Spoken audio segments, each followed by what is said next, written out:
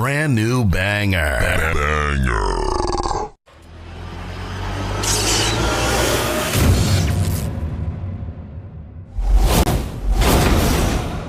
What is your hatred for John Cena? Yo, when Hulk Hogan takes a rock bottom better than you, there's a problem. There's a problem. My man.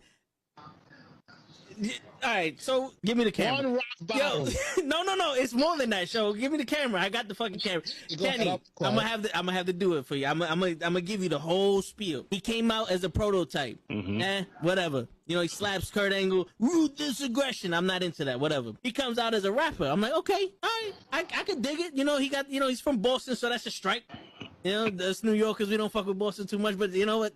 I'll look over that. He's doing his thing. Something original. Some I could, you know, there's something different. It's entertaining. Comes around, and my man has a choice between The Big Show, Kane, or Shawn Michaels. And he gives the most pussiest promo I've ever heard in my life. I will never forgive this. And he's on some, well, you know, I don't want to fight The Big Show because, you know, he's a huge guy. And, you know, you got the Big Red Machine who wants to fight him. And Shawn Michaels is a legend. Fuck that, bro. You already beat all these motherfuckers already.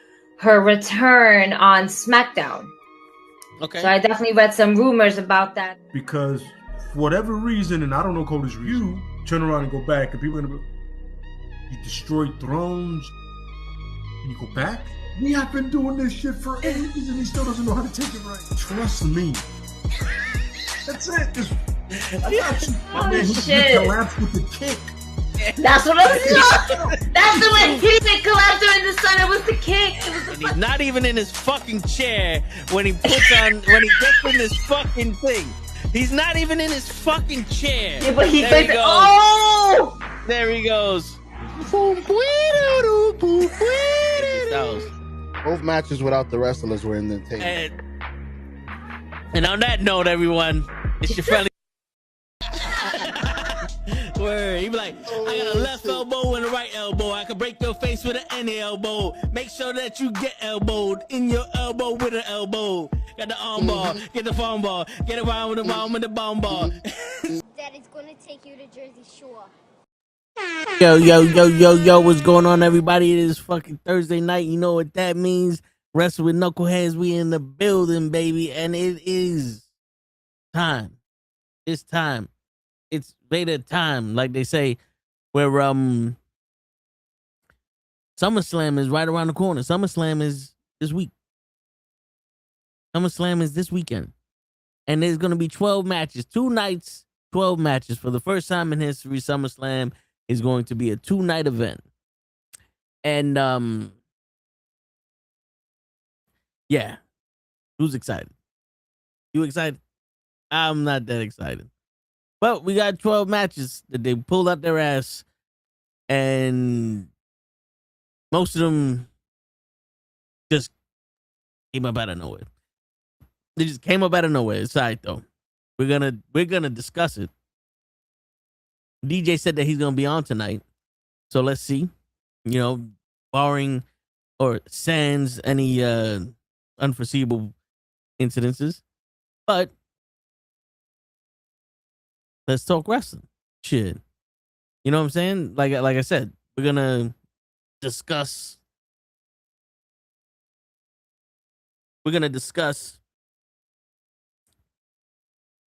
SummerSlam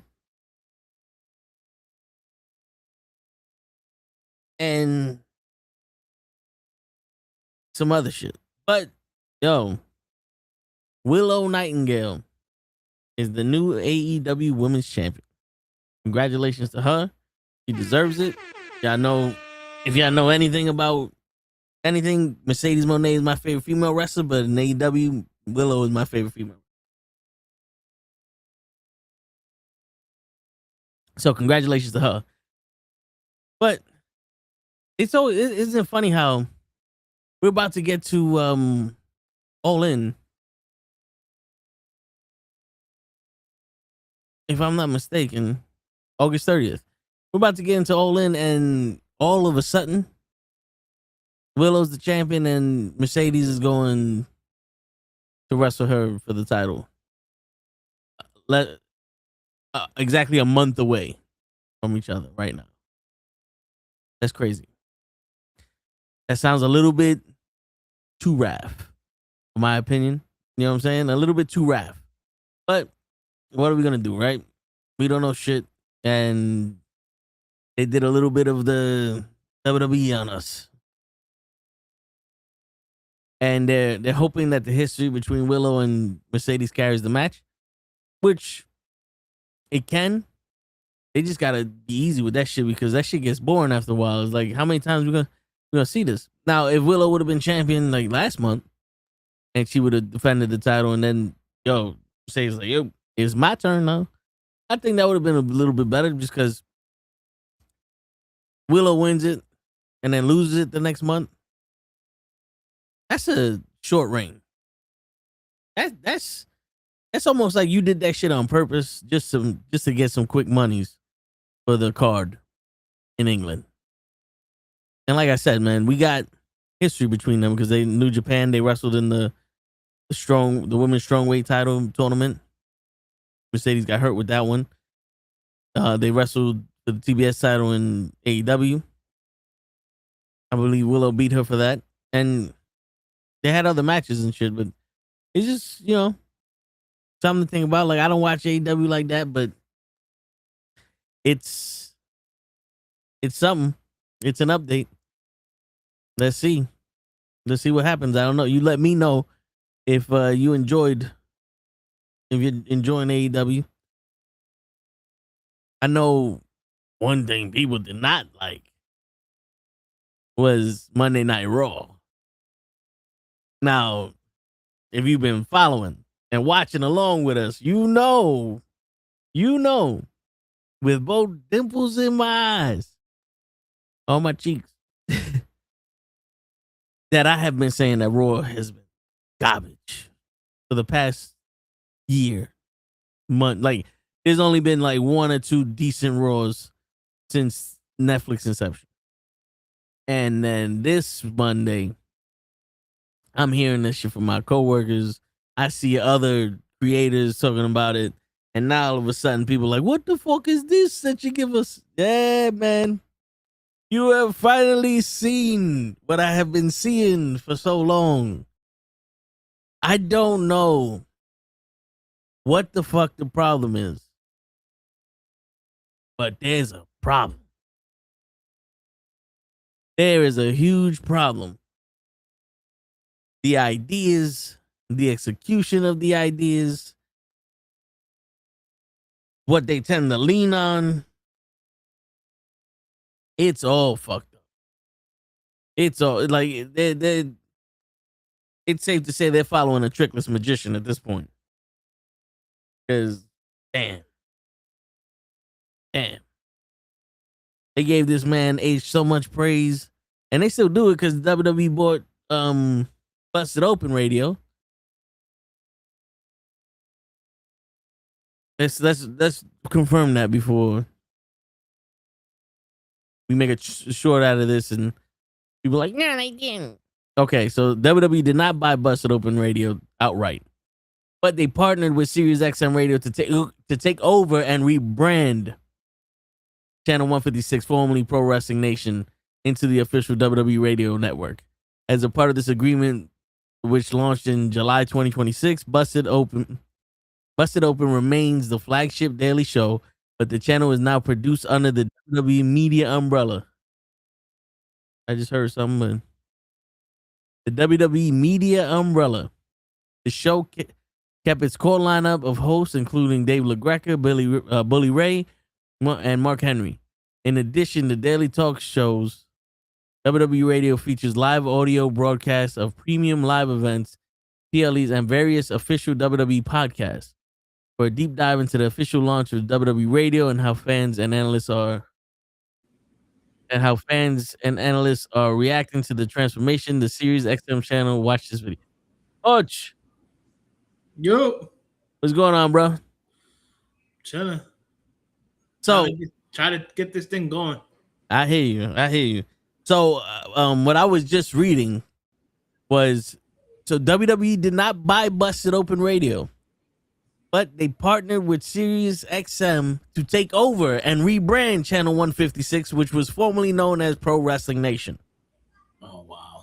And now Busted Open is the flagship show, but is being produced under the WWE Media umbrella. That means it can't be real. Yes. So that means now Busted Open has went from one of us to one of them. And and now everything is going to be WWE, and it's going to be So they can't even what up, Leon? What's the word I want to use? Acknowledge? No. It's the word. God damn it. Grease is the word. Nah. Oh. I wish. God damn it! When they can't criticize. Yes, there you go. No, they can't. They can't be real. They can't criticize the product now. No, they cannot. So now you have to come here to get criticism. They are. We're not. They're going to be company stooges. Yes. They're going to be a couple of yes men. Yeah. I listen. I have all the faith in the world of Dave LaGreca. Still saying something strongly, but at the end of the day, he's a big wrestling fan. He's being part of the WWE now officially. I think, there ain't gonna be no harsh criticisms if they're gonna be any criticism at all. That blow chunks. Yeah, and Leon goes, I like Busted Open, but they're gonna be told what they can and can't say now. Right, they can't. They won't be able to openly criticize the product. No, they wouldn't. And also, here's another thing. They can't be real. They can't say Raw fucking sucked, and here's why. Yeah, and here's another thing now. There's going to be segments on there that, the WWE is going to want to get them to get over. So they're going to have to do stupid shit to talk about the pay-per-views or whatever. There's definitely going to be interviews from wrestlers, and that's going to be manufactured every once in a while because they got to, keep the kayfabe going. And they can't acknowledge AEW. And this is the week that Willow won the fucking AEW championship. Well, not the week, but this is the time that Willow won the AEW Women's Championship. And became the first Grand Slam woman. Yeah. Of AEW. Yeah. So that it's crazy how the WWE doesn't know how to put on a show. Nope. But boy, do they know how to cock block a motherfucker. If there's one thing Ace learned, is how to cock block a motherfucker. Because damn, he learned that one from Vince. Word. Yo, dude, I'm watching it's on Instagram because I don't have XM radio no more. Because once I got YouTube premium, I don't need XM radio. But I do follow Busted Open. So I seen this clip on Instagram. And it was Ziggler talking about Triple H and how the old school guys are mentoring the new kids and how they want to learn and all this other shit. And Triple H is talking. And now I'm going to be honest with you. I'm not paying attention to what he's saying because I don't care. I don't believe it. But all I imagine him saying was either one, these veterans like The Undertaker and Ray and him and Shawn don't know how to mentor. Or two, these kids don't know how to listen. Or three, no matter what is happening between the two of them, y'all motherfuckers don't give a shit and you do your own thing. Right. Because there's no way in fuck that you're telling me that you have excellent teachers, excellent students, and a shitty product. How does that work?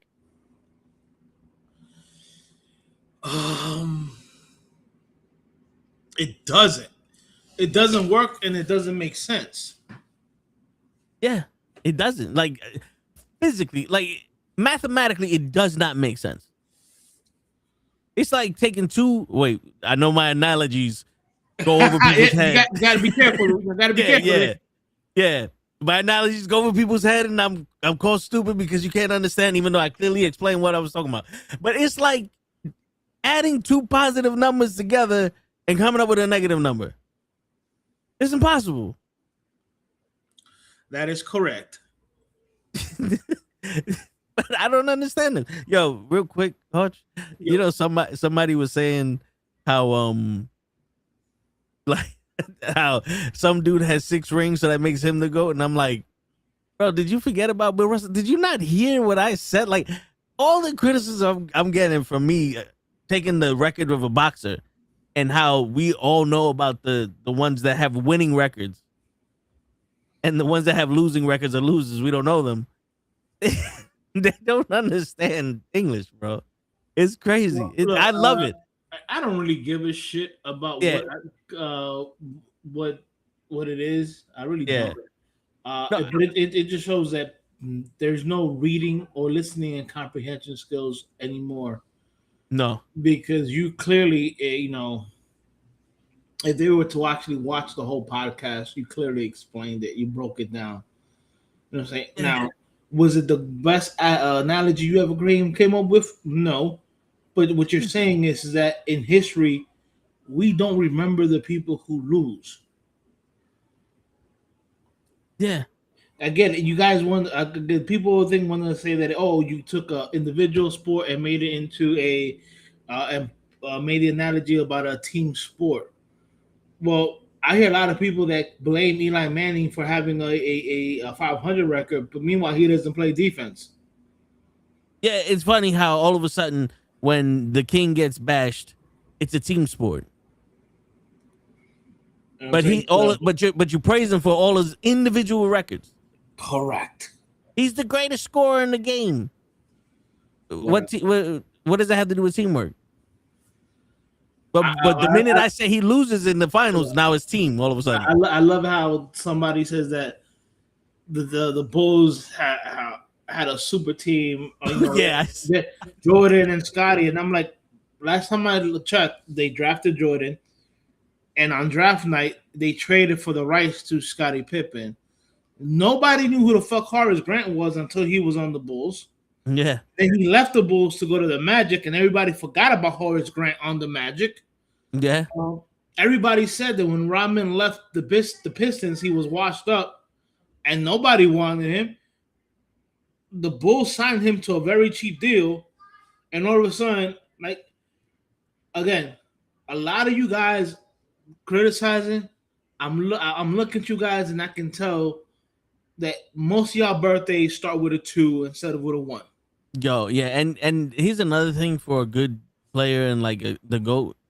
Remember how we had this conversation where LeBron, his teammates don't perform the way they used to, like Chris Bosh, Kevin Love, and yada yada yada. Even Chris Wade, you know, Chris Bosh, Dwayne Wade, you know, yeah. right? Right. Now all of a sudden, Jordan has somebody they drafted in Pippen, Steve Kerr, who was known for to be a shooter. Nobody knew the fuck. Here's my crazy thing, right? Yeah. And I know this should be long on Wednesday's podcast, but real briefly, can anybody name me who was the guy in the first 3-peat? No. I can. Who's it? John Paxson. See? But he's an all-star according to these people now. All these people misremembering shit. Because the way I see it, Hutch, is that all of a sudden these guys are a super team after Jordan made them better than when they were before. But LeBron makes these people worse, but he's the GOAT. I'm just saying, yo, we could go at this all day. Now remember, it was called a super team because there was 3 all-star, all team. It wasn't. Rodman wasn't all team because he didn't score, but he was all rebound and all defense.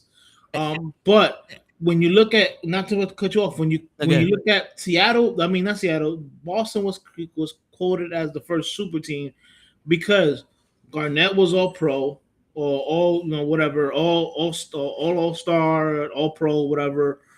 They consider the same thing about Paul Pierce and then I think Ray Allen was the last one or whatever. Yeah, like that's why they call those teams super teams. I'm sorry, Steve Kerr was coming off the bench in Chicago.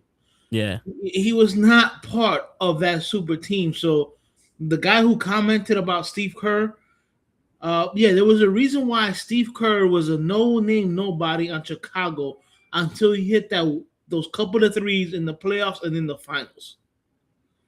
All right, please go back and do some actual research about some of these players, because people forget who was the point guard, the starting point guard during the first three-peat.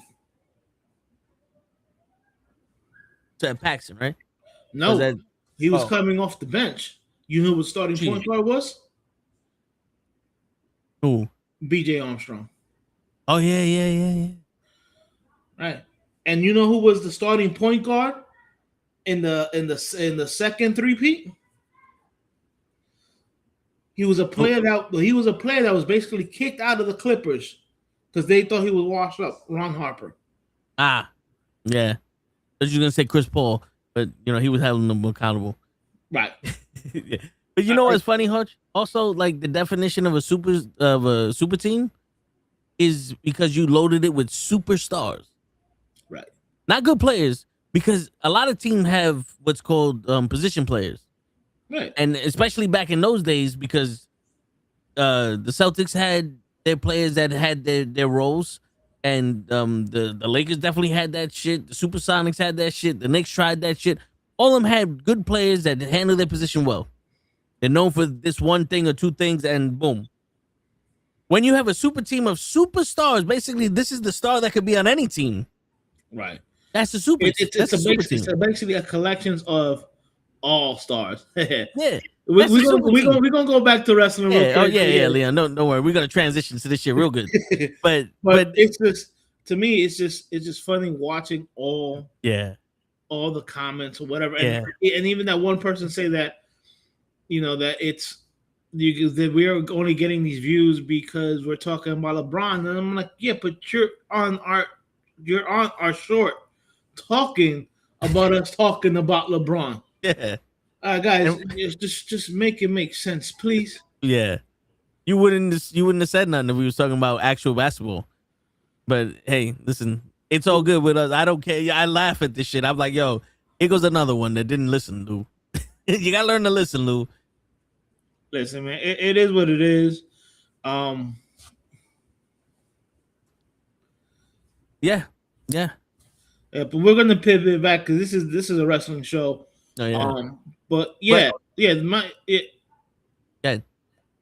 what? Yeah, the issue with the NBA people praising single stars, that's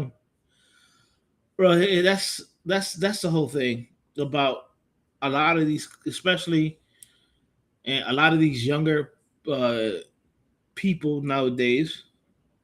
They don't know a goddamn thing about history of whatever they're watching, of the game or anything.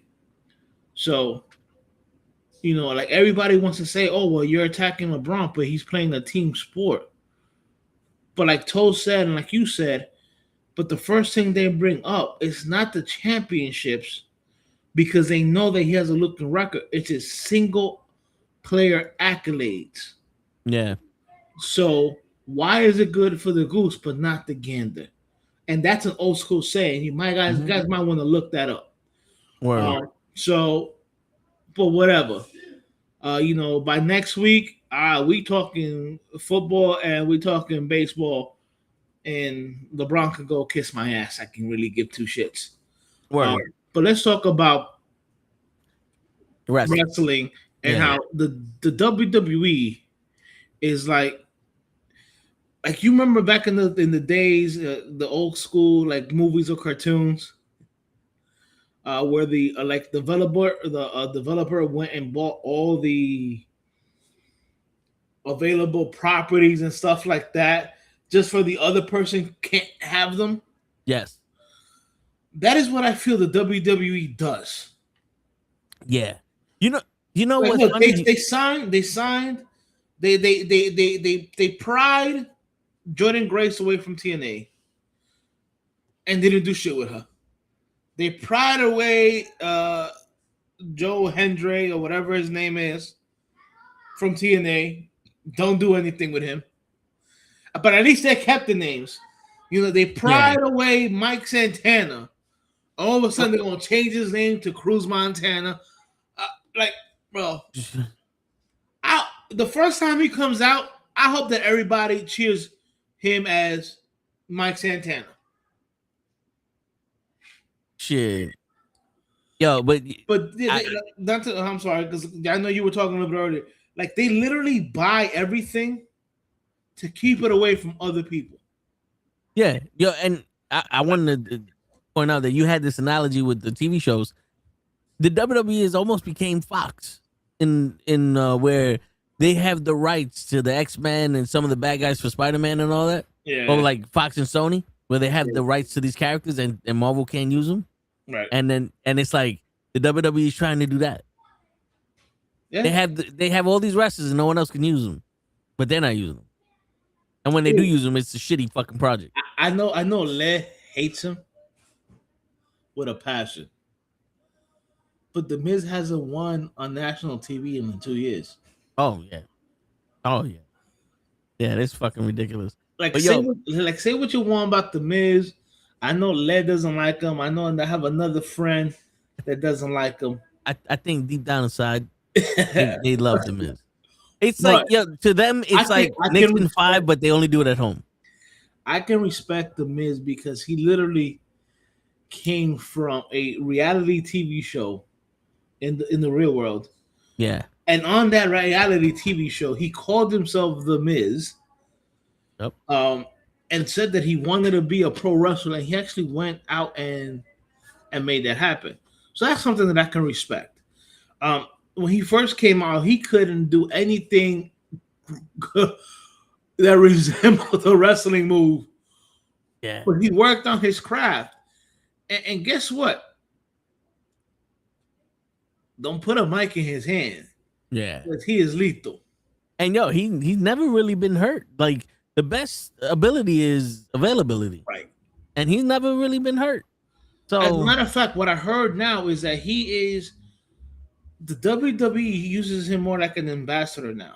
Like they used to do with a couple of the older wrestlers or whatever. And apparently he does a lot of Make-A-Wish things. So, like they said that John Cena had the most Make-A-Wish. I think The Miz is number 2 on that list.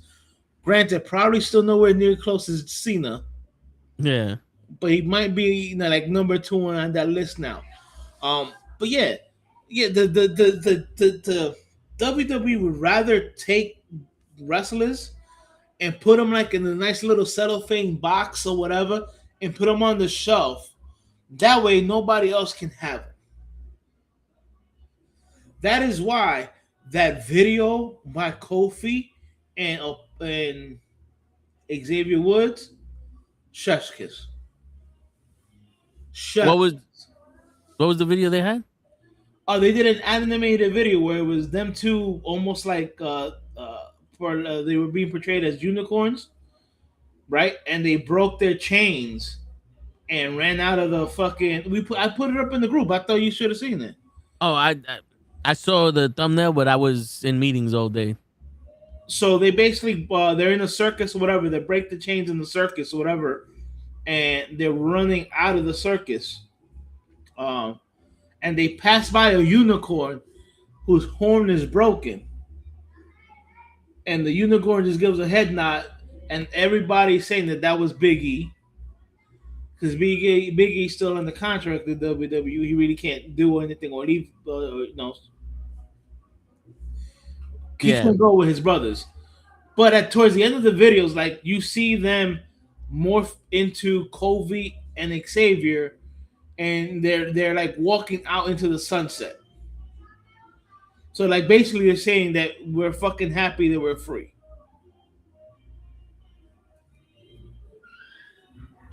I don't blame them because it was stupid the shit they were doing. Even Ready Player One, he had that promo on NXT talking about how he spent a year making somebody that couldn't even fucking hold the mic or some shit. I didn't hear it fully, but like he was complaining.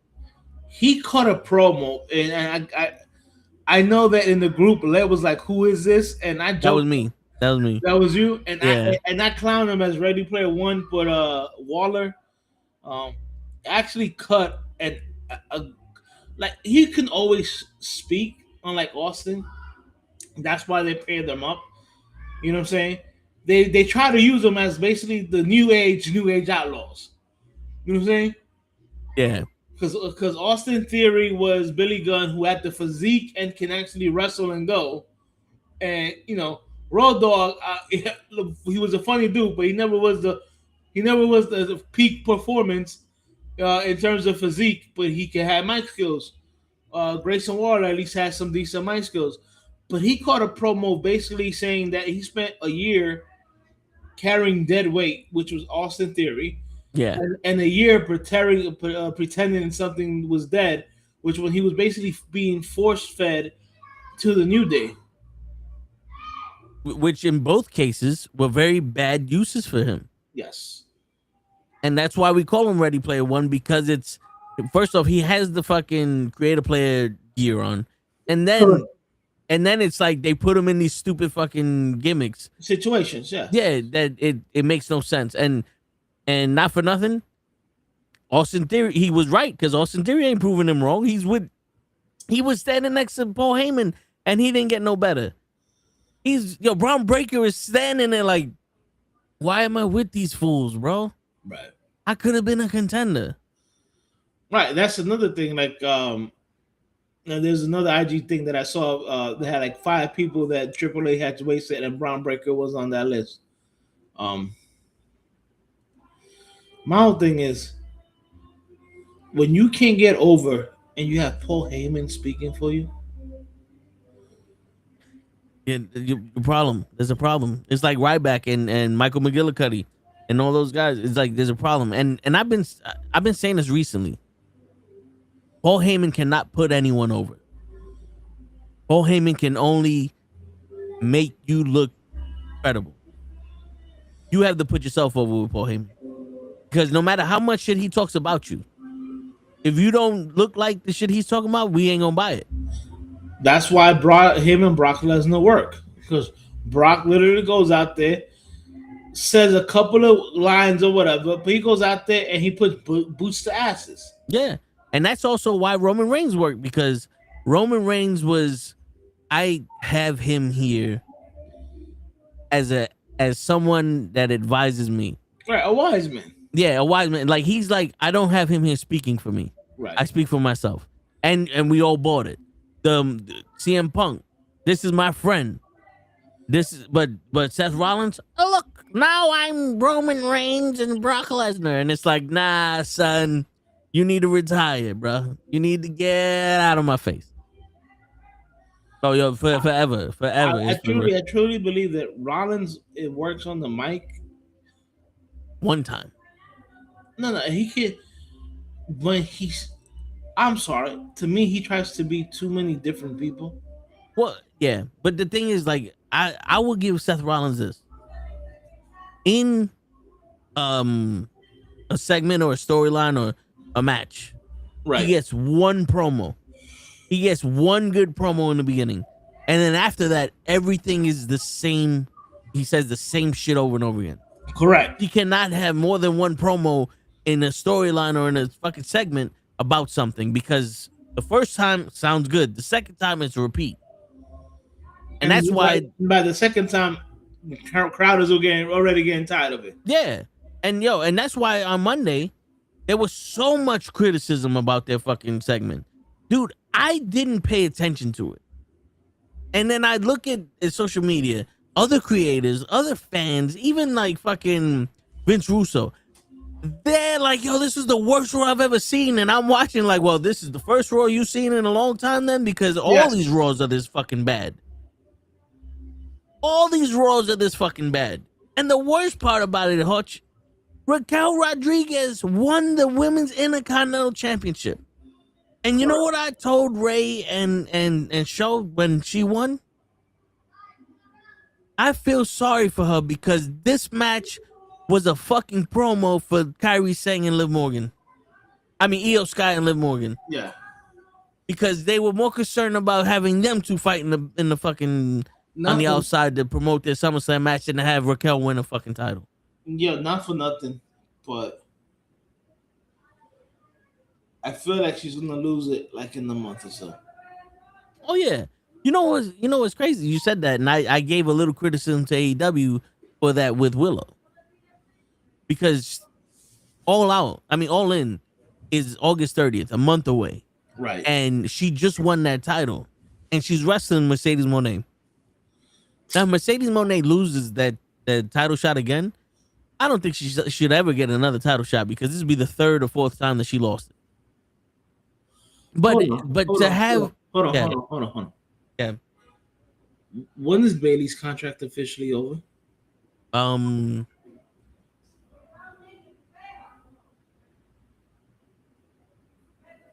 on, let me see. Reportedly to expire at the end of 2026. Yeah, they just say late 2026. But the WWE has already taken her off all their fucking things. I heard she was in a house show, but no, dude, they replaced her on the SummerSlam, like some kind of poster.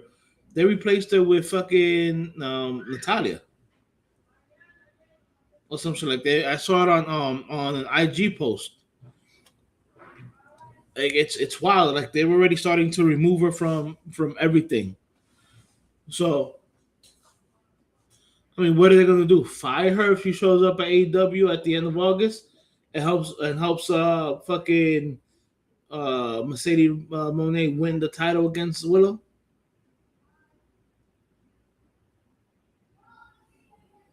I mean, I'm not saying she gets physically involved in the match, but at this point, she can just show up and be in the fucking crowd. Yeah. Like, what are they gonna do? Find her? Like, again, another great wrestler that the WWE has done nothing with. Bro, do you know, and I said this before in another podcast, that we witnessed AJ Styles' retirement and he was jobbing out to Dominic Mysterio? Bro. I don't get it. I don't get it. Make that make sense. It can't make sense. It cannot make sense. I can literally say one of the greatest of all time in the wrestling industry, and definitely one of the pillars of Mount Rushmore for TNA. AJ Styles was jobbing out to Dominic Mysterio, a wrestler, if you can call him that we both say is a horrible wrestler. Yep. And according to this is Leon, right? Most of the machine guns are in AEW. Yeah, I saw that they made their debut recently. Yeah. And that was a fucking drop and a half too. Oh yeah, dude.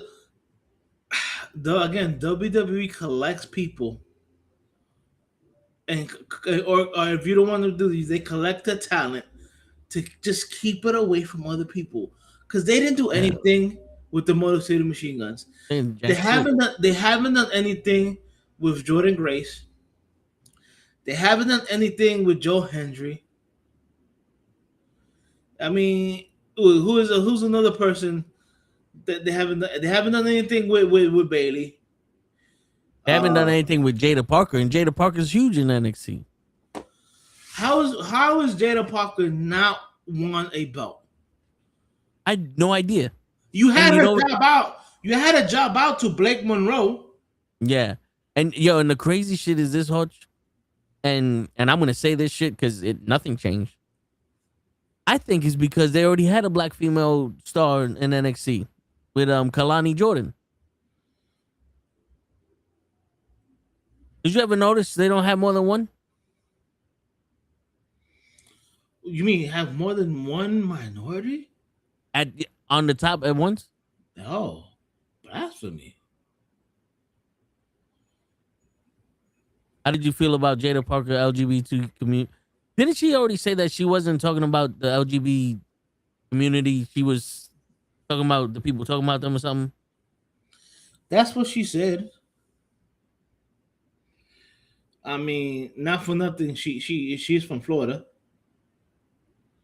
Yeah, I mean, so there's only either she's with it, because I know a lot of Florida women love to play both sides. No disrespect to y'all, and I know Florida women also don't. Half of them play both sides. Half of them was like, no, I'm not doing that. But to me, I didn't take her comments like that. And then she even came out saying that she has a lot of friends who are in the community.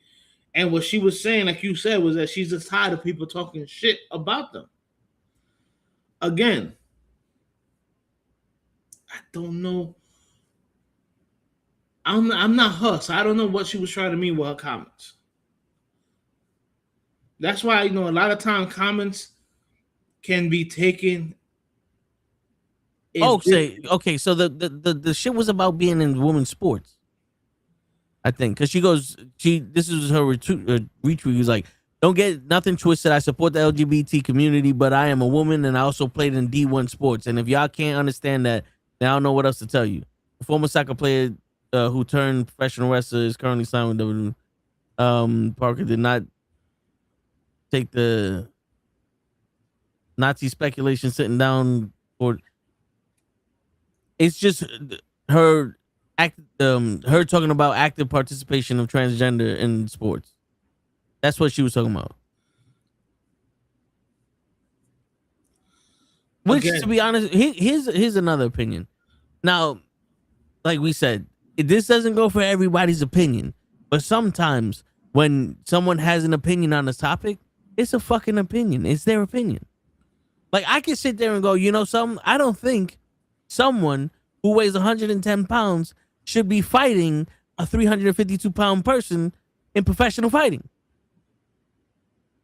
Does that make me fucking size phobic? Oh, and I know wrestling and fighting are two different things, so it's a bad analogy.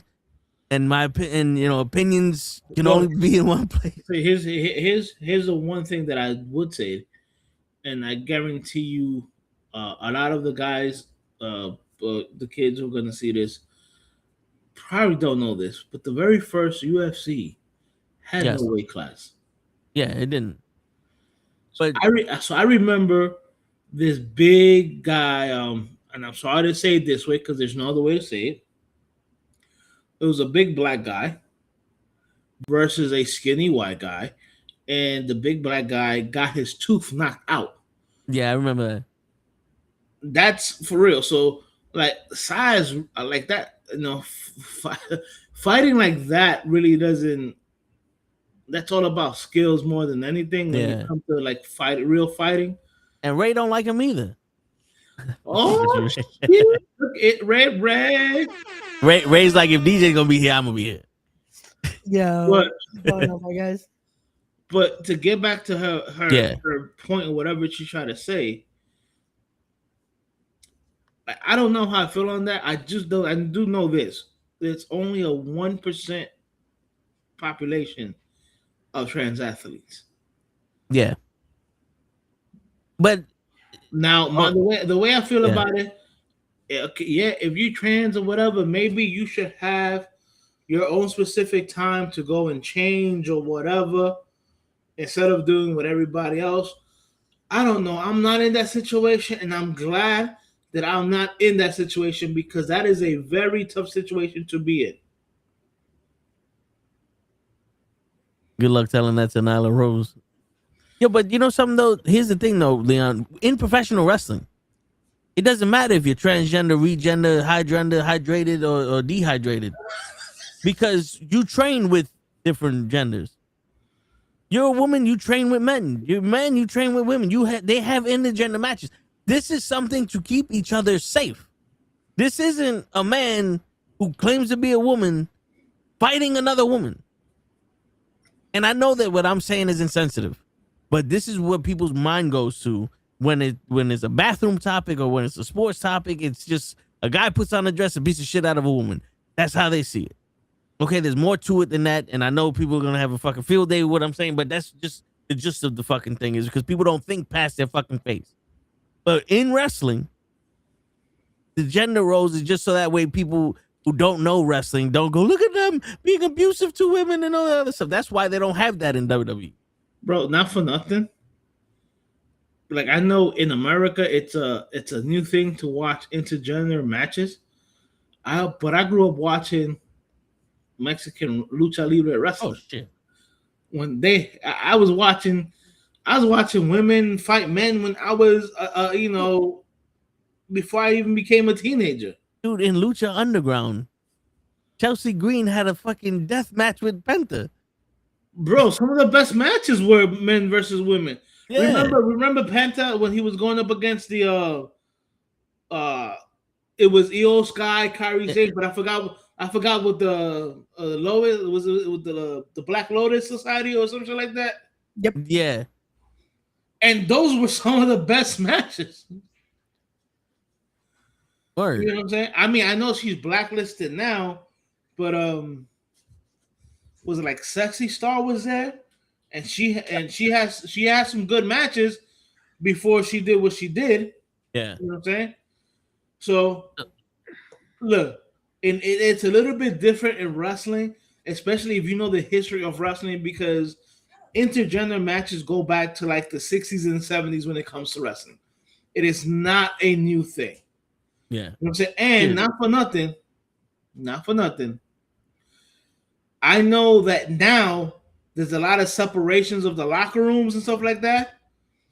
But back in the days, these wrestling events were not that well put together, and everybody shared the locker room. Shit. And yo, listen, Andy Kaufman is still the intergender champion. But to catch Ray up, we were talking about what did I walk into? No, yeah. So we were talking about how the WWE got Jordan Grace and Joe Henry and Mike Santana, and they're not doing how shit. They collect toys and don't use them. And then I was saying how Jada Parker is not doing, like, they don't do nothing with her, and she's a top star in NXT, in my opinion. But then I made the mention how I think it's because they only have one black star at a time. And then Lee brought up the LGBTQ. We talked about this before. Like her comment, it's always going to resonate back, and it's going to be the reason that they won't give her the push, because every time she gets back up there, someone's going to bring up the comment again. Yeah, they're gonna tweet Ryan Garcia. That's where, again, it's like they condemn certain people, but then we'll bring Ryan Garcia because he has a fight coming up, so fuck it. So Daddy told us to put him in a segment with Joe Henry. Yeah, like, bro, and this is not the first time, because look at the fucking idiot that they brought in, the comedian. The racist. Like, so it's like they'll do it when it's convenient for them because they're zero. Mm-hmm. But if it's someone that they're like, well, we're not going to defend it because, which again, her comments were insensitive. Then again, she said what she said, and it's one of those situations where the WWE is very. They know that they're not going to fucking just make it disappear because, again, it's out there. And but they also have. Ray, it's been a year. I don't even remember what she actually said. That's how long. I mean, I'm not even trying to be insensitive. Yeah, it was like, yo, dude, it was a year ago. You know, we also got to understand, and this is not an excuse, but we also got to understand. She's a young girl, and young people tend to talk without realizing the effect their words are going to have on their future. So that's also, I think, the unfortunate side of it. It's like, because she's younger and she's at that demographic that, again, they were trying to get younger viewers and shit. Right. They also have the responsibility of, someone might see this. This could influence someone to be like, oh, Jada Parker said that, so maybe that's what I should also say. You know, like, that's what I could imagine investors and shit are thinking. That's like, they don't want her comments to get to the point what happened with Blanchard. Yeah, like, and that's the thing of it. Like Tessa's comments again, and she had everyone apologists and all that shit, and it's like, yeah, but we still know what you did, and we still know the apology was a lot of bullshit, you know. Meanwhile, watch one of these days we're still gonna see fucking Tessa versus Charlie in the WWE ring. Oh, yeah. But it is what it is. Like that situation, there's still so many talent they have though. You know, like there's still so many people they've brought in that it's like it's crazy when it's like, how do we not have space for talent? Exactly. Or why do we keep signing new talent? That's like, bro, the fact that they've had rosters that it's like, yo, they have everybody, but we're using the same people again. Like, well, the fact of fucking the machine guns were there. Yeah. Well, yeah, we said that because they just debuted on AEW. But what I said is, they didn't do anything with Jordan Grace. Yeah. They didn't do anything with Joe Hendry. Now they're about to pry away Mike Santana from TNA and rebranding him as Eric or whatever Montana or whatever, Cruz Montana or whatever. And I told Toe, I just hope when he comes out the first time it's Cruz Montana, the entire audience calls him Mike Santana. Well, he showed up Tuesday already with the Cruz Montana label. And I think the best thing that he did at least was saying it was his name. Like he chose the name. Like, because if this was just a WWE relabel for the sake of relabel, rewrite, yeah. It's like it's a harder thing to digest, but him explaining like the name significance and everything, I'm like, okay, this might make it a little easier. It's gonna take a while though, because it's still like, nah, you're Santana, you know? Right, because here's the thing that kills me. Don't mean to cut you off. Yeah, no, bro. TNA and WWE have done the cross promotion shit. So he's wrestled in the WWE ring as Mike Santana. Yep. So it's like, and the comment Leon said that Jordan Grace is going back to TNA. I don't think she is, because of the WWE connection to TNA. Her best bet is AEW.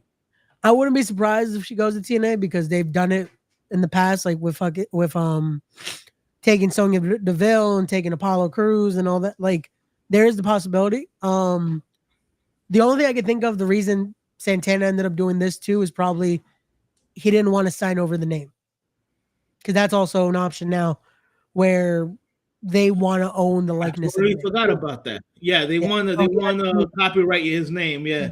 So that way they could do the action figures, the video game, all that fun stuff. So I can imagine he's probably like, just in case I want to then use this when I go back to the indies. Right.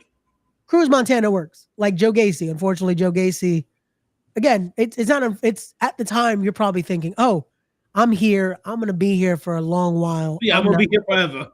Here you go. Like, you're probably like, yes, sir. Like, whatever you need. Like, here you go. Here's the name. And then it's like, you know what? You've used this name so much. You marketed so much. This is you. Why give that intellectual property away? Right. You know? Yeah. So it's like, he's probably betting on, I can make Cruz Montana as big, if not bigger, than Mike Santana. So let me do that. You know?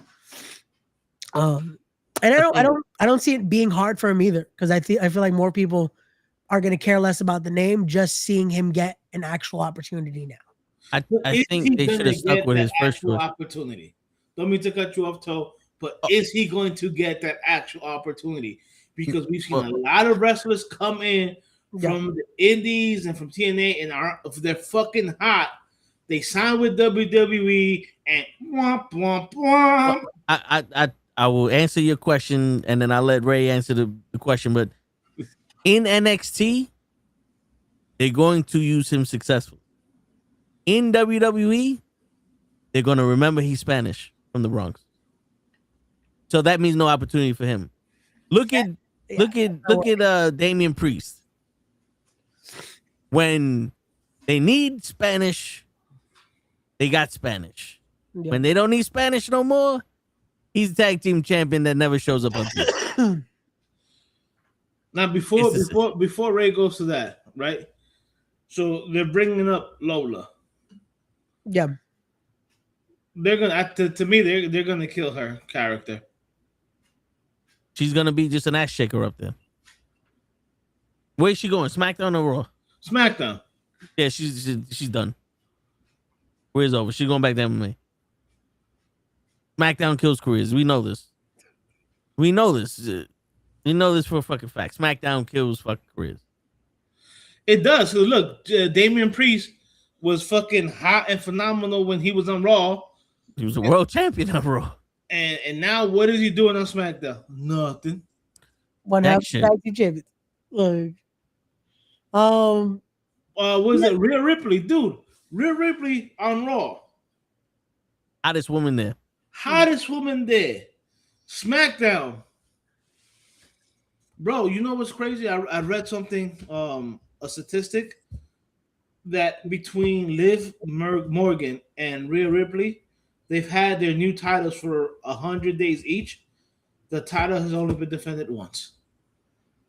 And now, they didn't even say which one had been defended. They just say that between both of them, their titles have only been defended one time. That's 100 days. That's crazy. And the one who defended the title was Rhea Ripley. Against Jade, right? Yeah, and then she got hurt in Japan or whatever. Fuck, that overseas shit. Oh. Bro, like, why would you have Liv beat Stephanie so hot Vakor and then just put her on the shelf? Because that's basically what they've done. Like, are they waiting for Stephanie? Are they so scared that she might lose it to somebody? Which is why, like, they did that tournament for Io, for she can beat Io. Because I think she's going to beat Io or beat Io Sky, and then Stephanie's going to come back. Is that what they're waiting for? Well, you got to remember, Dominic Mysterio is the highest rating getter in the WWE. That's what all these people say. So that's what they've been saying. So everyone needs to take a back seat to Dominic Mysterio. Dominic Mysterio is the only person I can say is greater than LeBron James, and people wouldn't fucking say anything about it. So that's why Liv Morgan is not allowed to defend her title. They're not allowed to have people on SmackDown be famous, and no other Spanish people can make it. That's why Mike Santana had to change his name. You know, they wanted to call him Richard Diego, right? That was Dominic Mysterio's choice, to call him Richard Diego. But what happened was the name sounds like someone who has good credit, and Dominic don't want that. So now they call him Cruz Santana because he's gonna be cruising. No, it's Cruz Montana. It's Cruz Montana.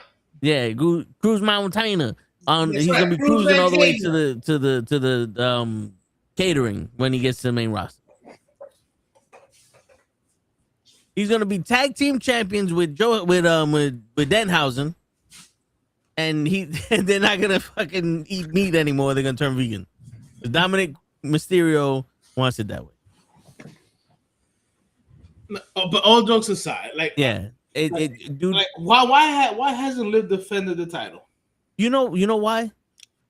Because I think they're trying to make her a commodity for people to pay for her during the pay-per-views.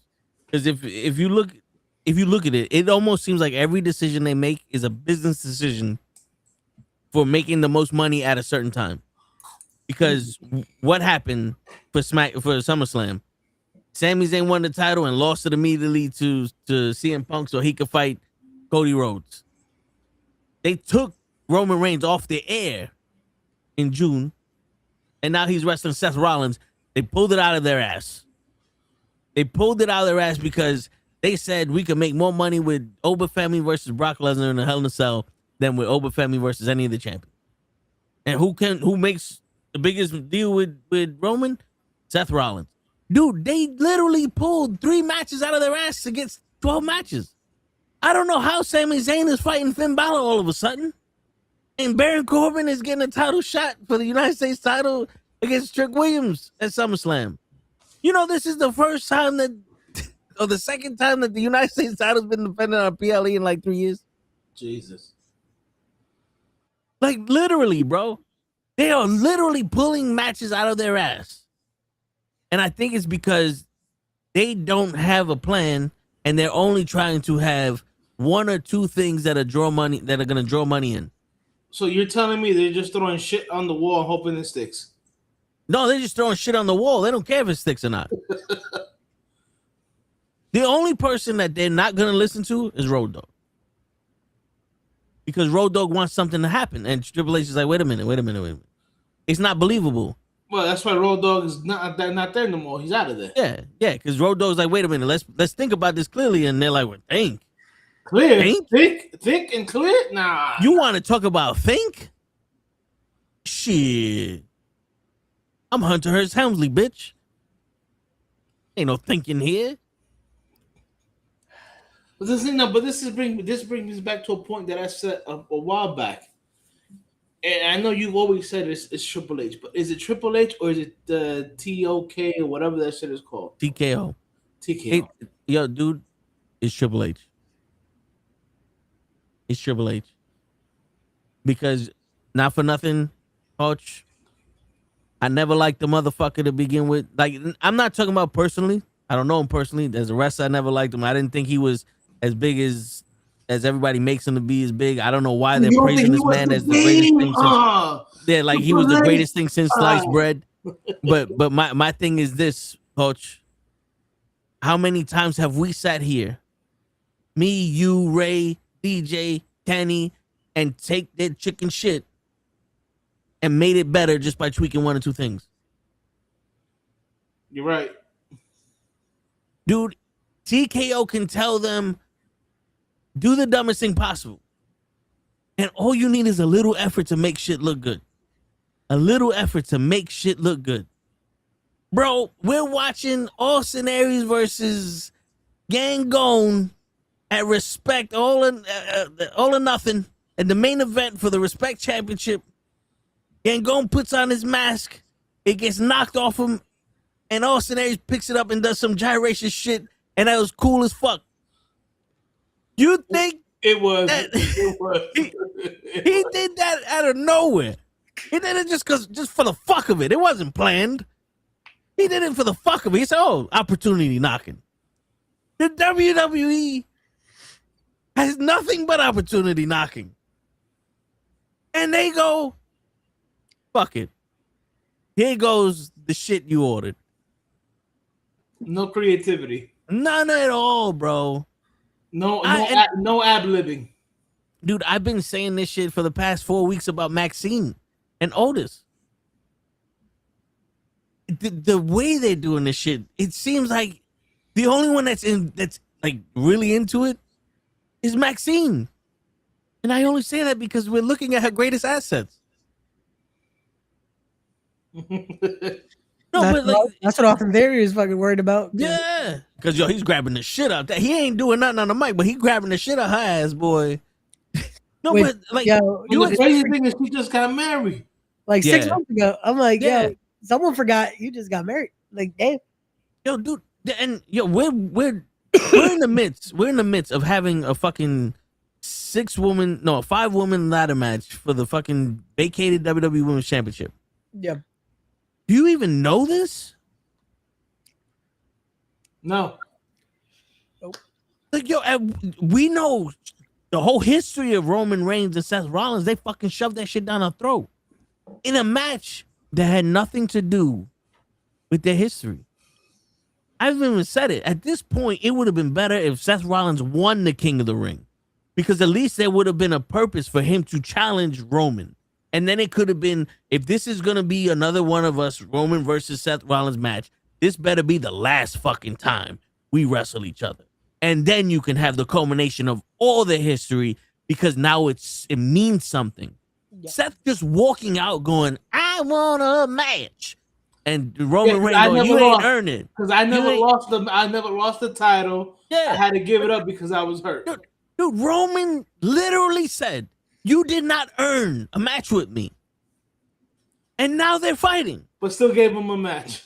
Yeah, that don't make no fucking sense. Obafemi tried his hardest to make to make it make sense to give up a title shot at SummerSlam to wrestle Brock. Dude, I'm sitting here going, yo, there's 2 nights. You're telling me you couldn't have Oba defend beat Brock Lesnar in Hell in a Cell and then fight for the championship the next night, or vice versa? And he's like, you know damn well I wouldn't have been able to get a title shot with your ass leaking. Even if you beat Brock Lesnar in the Hell in a Cell, there's still no guarantee that this motherfucker won't interfere if you get a title shot. Still no guarantee. You know what's crazy to me? You know what's crazy to me is that the way Lesnar originally retired was perfect. Yep. Nobody saw it coming. The man took off his shoes. He left it in the ring. Left everybody stunned.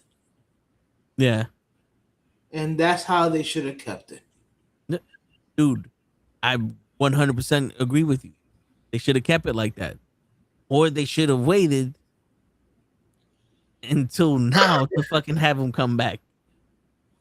You know, like, how cool would it have been if Oba would have fucking challenged one of these wrestlers and it would have been like, yo, the contract that you had my client sign says he gets first dibs at Oba, and they fucking cockblocked him. They forced him not to get a title shot. Because then at least it would have made this even more. What up, Kofi? Kofi's on Instagram.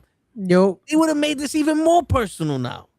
Yeah, it's just, again, the him just giving it up. It's like,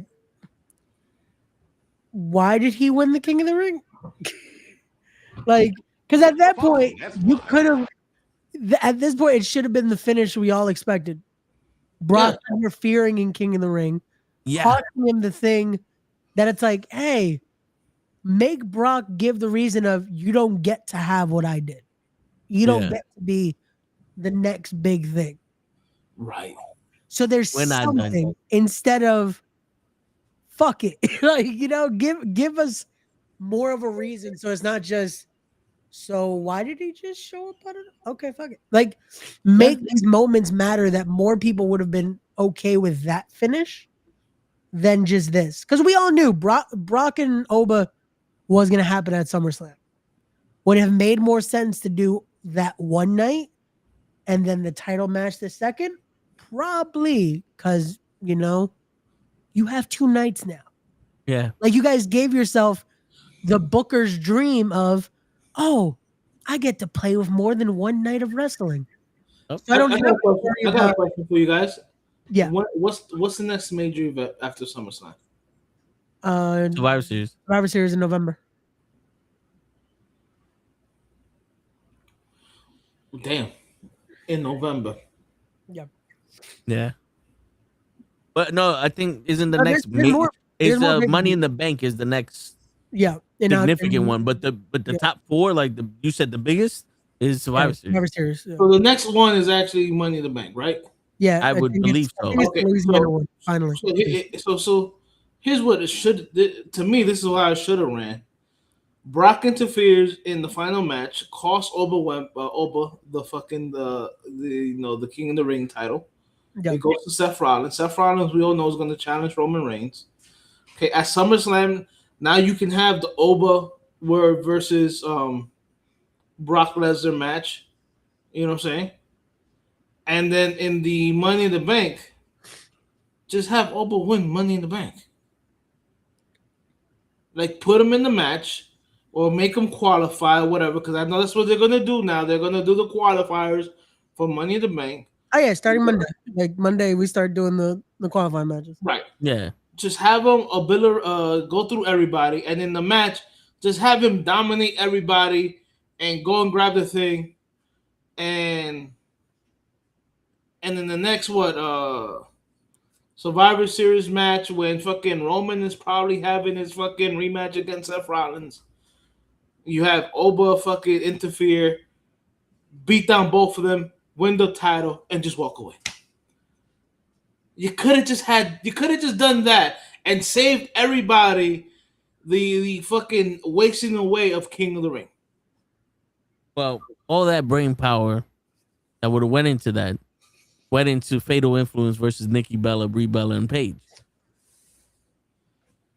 Hey, you leave two-thirds of the Fatal Influence alone, okay? Which one don't you like? The lead girl. That to me, she's ugly. Damn. I mean, she still get it though. Yeah. I'm sorry. That's schnoz, bro. That's a schnoz. Just... Yo, I was hoping it was because of anything else, not fucking. Damn. Nah, truthfully, to me, she's a little bit too much on the skinny side. También, carajo, man. Got no ass is what he's saying. Exactly. Brandon has a fatty. The other one, she's a natural redhead and she got that accent. And then I look at this girl and I'm like, yeah, you're nothing special. Damn.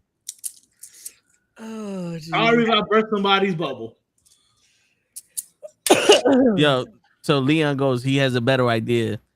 The Raw after SummerSlam, you have Seth come out yelling at Adam Pearce about a rematch, and then Oba comes out and feuds with Seth, and number one contender match for the Roman's title. Yo, anyone else but Seth, and you'll be all right. But the fact that you said Seth is still on the TV, your idea is the worst idea I've ever heard.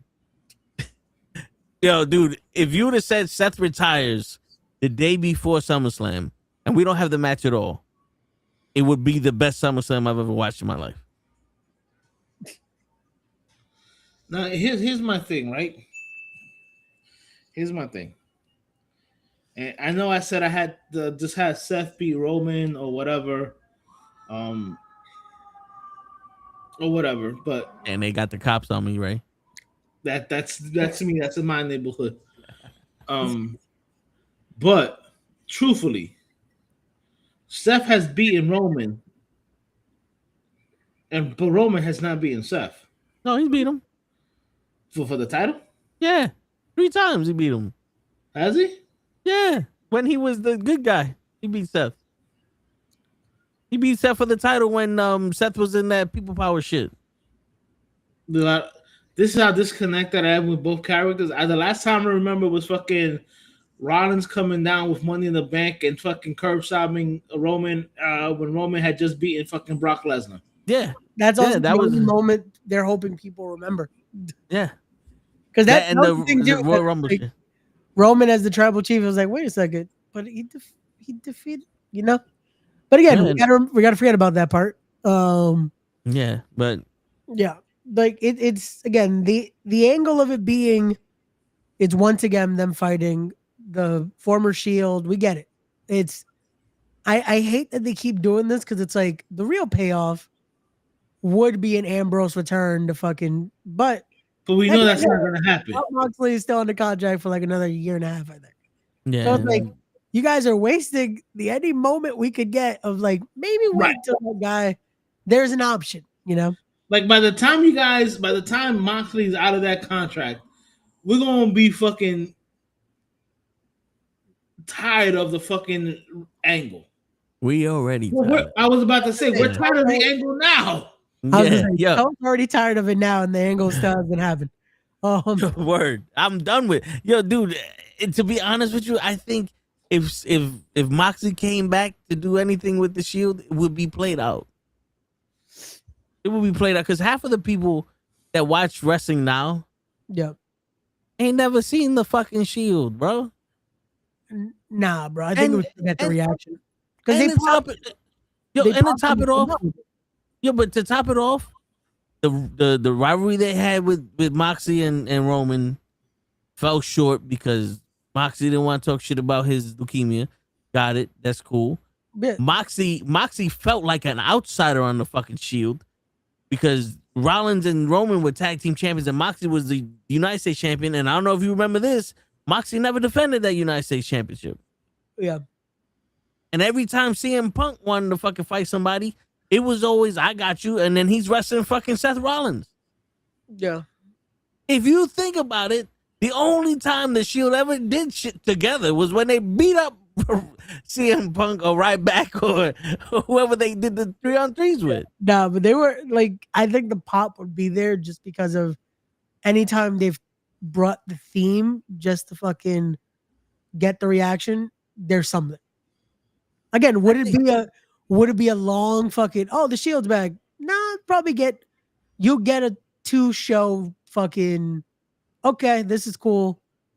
Do something else with fucking Moxley. But it'll get the reaction that you're expecting of it. Like, okay, where is this gonna go? Are they fighting each other? Are they teaming again? Where does this go? Which by the time that happens, fucking the Bloodlines probably had a whole different number of members now. Fucking Zella's probably there by then. Like, there's something, you know? It went from the bloodline to the DNA line. It's just, who's semi-related? We're bringing you in. Yeah, the Red Cross is going to be in this shit with all that blood. You know. Someone's in there. Yeah. And not for nothing, the reason why I hate that idea so much is because it just solidifies the way that WWE puts their stories together. Because Moxley coming in and interfering in this match is so lazy. It's a lazy right just to get a pop because they used to be the Shield members. It's a lazy right. If Moxley would have came back and helped Rollins when he was the tribal chief at the Infinity War WrestleMania, that would have been a bigger thing because shit, you know, this guy is fucking coming back to help his brother because he sees it's even in the It's even in the at that point. But you're just doing this shit to make shit interesting because you know damn well this match ain't interesting. So and everybody's looking for straws to make shit seem better when we're not getting anything worthwhile, bro. In all honesty, the only match I'm looking forward to in this card is Chelsea Green. Not the fucking ladder match, just Chelsea Green. Damn, not even you're not looking forward to Nick Aldis and Gunther? Nope. Damn. I'm looking forward to that because even though Nick Aldis in the ring. Well, here's the thing though. I'm not gonna just be, oh my god, I want to see Nick Aldis fight just for the fuck of it because I honestly think the buildup was stupid. And this situation calls for this could be fast because it's just the fucking you pissed me off, let's fight. But I still think this shit was stupid. I think that this shit was drawn out too fucking long. And then you just magically put Gunther on SmackDown to fight Cody. He doesn't even win the fucking title. He loses it to Sami Zayn, and now he's fucking fighting Gunther. Dude, you had Gunther go in a rivalry with Cody, then lose that rivalry to Sami Zayn, and then go after Sami Zayn in the same night Sami Zayn loses the title. Now Gunther teams with Sami Zayn to go after fucking CM Punk and Cody. And now he's fighting Nick Aldis. I don't know about you, but that's some fucking gigatrometry there. That's not even trigonometry. That's gigatrometry. I don't know what the fuck they were trying. What shape that shit is. Yeah, the direction definitely was like, okay, where are we going? And that was a turn. Could have been a lot cleaner. Yeah, because we knew where it was going. We knew. All this was gonna get in the ring. You ever seen that video? My bad for cut you off, right? But you ever seen that video where the guy explains how a woman's logic works when she's mad? Yeah. Where he draws a line from her to the point, and there's like a guy goes, "This is what happened," and it's a straight line to the point, and then there's a woman like, and then it goes to the point, and then it circles around it, and does all this other bullshit. That's how WWE makes their fucking stories. But go ahead. Just say what you're gonna say. No. All good. I'm just like, there again, there definitely could have been a cleaner direction to it, because especially that we already knew where it was going. But I think that's the problem of they forget, okay, yes, we don't want this to be predictable either. But sometimes it's like fucking 22 Jump Street. Just make it make sense. Just do the same shit. You're asking for too much. Asking for too much. Sometimes it works, because when you try to, again, yes, should bookings have a little complexity to it? where now you add something that's like, oh, I didn't think about that. I didn't think that was an option. Cool. Sometimes that works. But you don't have to do that for every single one, because then it's like, cool, now we're fucking lost. And now it's like, how the fuck do we get it? That the U-turn match, speaking of being lost, the Usos versus the fucking the Make-A-Wish Foundation, that is complex to me on how they got together, because on SmackDown, Solo was feuding with LA Knight when he was in the MFTs.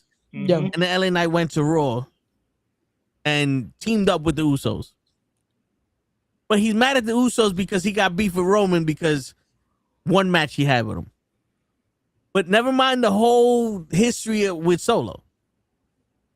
And then they don't even team up to go up against the Usos. It's just Solo takes advantage of the fact that the Usos are outside the ring while he's wrestling the LA Knight. Remember. And then Royce Keys goes, oh shit, I know Jacob. What up, Jacob? And they said, fuck it, he's on our team now. And he's like, word? And Jacob's like, oh, it's like that? He's like, I don't know, I was playing the team. And then now they're wrestling. None of these three guys ever even fucking were in the same. The enemy of my enemy is my friend. Yeah. But the thing, it's the crazy shit is LA Knight and Solo are not the enemy of my enemy. Both the crazy shit, Solo is LA Knight's enemy, and Jay and Jimmy was LA Knight's friends. Yo, how did this happen? You know what? I don't even care anymore. All I know is, keep Solo as a babyface, because Solo's promo now, I'm like, you know what? Why didn't they let this motherfucker do this before? Because this shit's entertaining as hell. Like him. Yeah, he's funny. He's funny as a face. He's charismatic as a babyface. Like, if they were worried about him like getting overshadowed by Jacob, let him do this. Like, this gives him something that's look, they fired to half of his squad. Yeah. And then what the other two got hurt or something? I don't even know what happened to the other two. The big tall dude. Nah, Tala and Tom are good. It's just they keep forgetting what the fuck they're gonna. It's like we're gonna tease Tama and Shinsuke. We do it, then nothing happens. Now we're gonna tease Tama and Finn Balor. Maybe Bullet Club. Maybe Bullet Club. Nope, we're not gonna do that either. Now we got Sami Zayn. So they just keep teasing things that's like, we'll enjoy this, but we're not gonna do it. So they're somewhere. But yeah, babyface Solo. It's like classic WWE not knowing what the fuck to do with all the talent that they have. Yeah. Again, sometimes at this point I legit say they are playing universe mode and just pressing square. They're just randomly booking week to week, and it's like, cool. People still gonna watch. They know that. Like, so so here's a better analogy. Instead of just playing hitting square universal mode. Yeah. You remember when a skilled gamer like in like Street Fighter or Mortal Kombat goes up against somebody who's never played it and loses because the other person is button smashing? Yeah. I think that's what the WWE is doing, just button smashing. And they're winning because they're fucking still selling these shows out, and out of every like 10 ideas, they'll still get that one that's like, You know what they're doing, man? They're what we give Tony Khan shit for, they're also doing. They got a shiny new toy and they say, oh, I like this one. Let's put him in a match with this, and let's put him in a situation where he can win the title. You know what though? I want Roman Reigns to be champion. Fuck this new toy. And now Roman Reigns is in the match. How that happen? But the problem is people gonna be like, oh, Roman's there, so all right. It's just bro, but that's the thing. That's any wrestling company. The minute there's a new toy, it's like, I don't play with the new toy. We're gonna use a new toy. Yeah, but before you came on, like what I was telling Toes, like one of my gripes with the WWE is, they literally had one of the greatest wrestlers ever in AJ Styles jobbing out to Dominic Mysterio.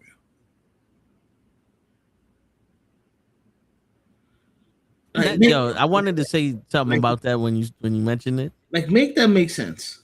Yeah, The crazy shit is that I'm not saying that there should be gatekeeping, but there also should be, player, you don't deserve the torch being handed to you. You don't deserve this rub right now.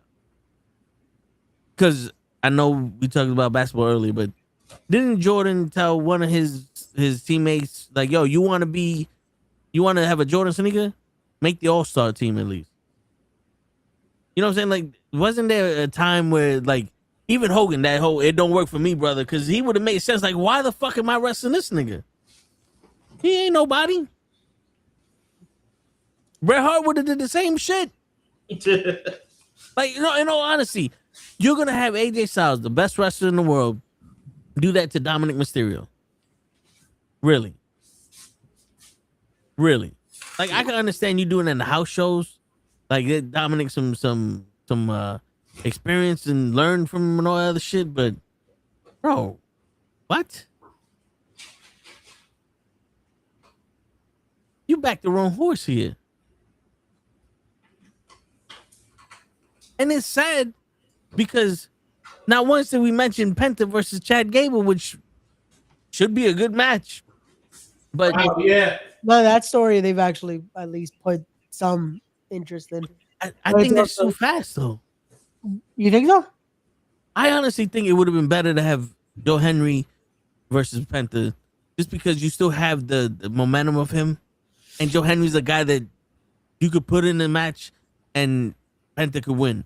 But Chad Gable just lost the fucking mass versus mass match to the other El Grande Americano, and now he's on an apology tour. Yep. And now all of a sudden he's getting redemption. Yeah, like this is he's winning so this weekend. Like so fast. Like there wasn't even a rivalry in between. I honestly would have loved it.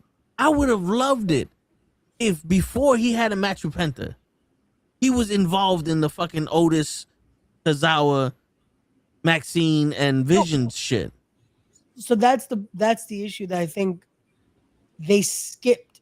That whole, this probably should have been a fucking part of it. Yeah. And then we said, nah, we're going to go into Maxine's with the Vision and forget about Chad Gable. Like, because that should have been the redemption arc. That should have been the, hey, I'm going to win this and prove to you guys, like, I've changed and all this. I'm protecting you now instead of for hurting you. Yeah, but they just said, you do this on your own and forget about that angle. Which, again, they still, in theory, they technically still can, because there's still a way to fucking have him win the IC title and then associate with Otis and to get that little moment to help them with the Vision, because even the odds in a sense. If I'm going to be honest with you, Ray, I don't see this happening, but I want this to happen.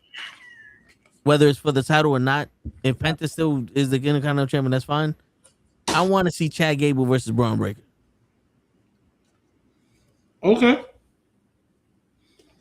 I think once he wins the title. Yeah, but I think that you're fucking up a very good chance of having that already supplement, like implanted in people's brains right now. Yeah. Because I know you want Otis to be a star and all that other shit, but you're sacrificing Braun Breaker for that. Yeah. Like, there are levels to this shit. And Braun, love Otis, but Braun has proven that he can be a main eventer. Bro, have you seen Braun's face during the last couple of segments? Yeah, man. Like, you can tell he's like, yo, I don't even know why I'm in this shit. Yeah. He's like, what the fuck is going on here? It's horrible, bro. This is horrible. Yep. Braun Breaker is really the one who should have won the King of the Ring.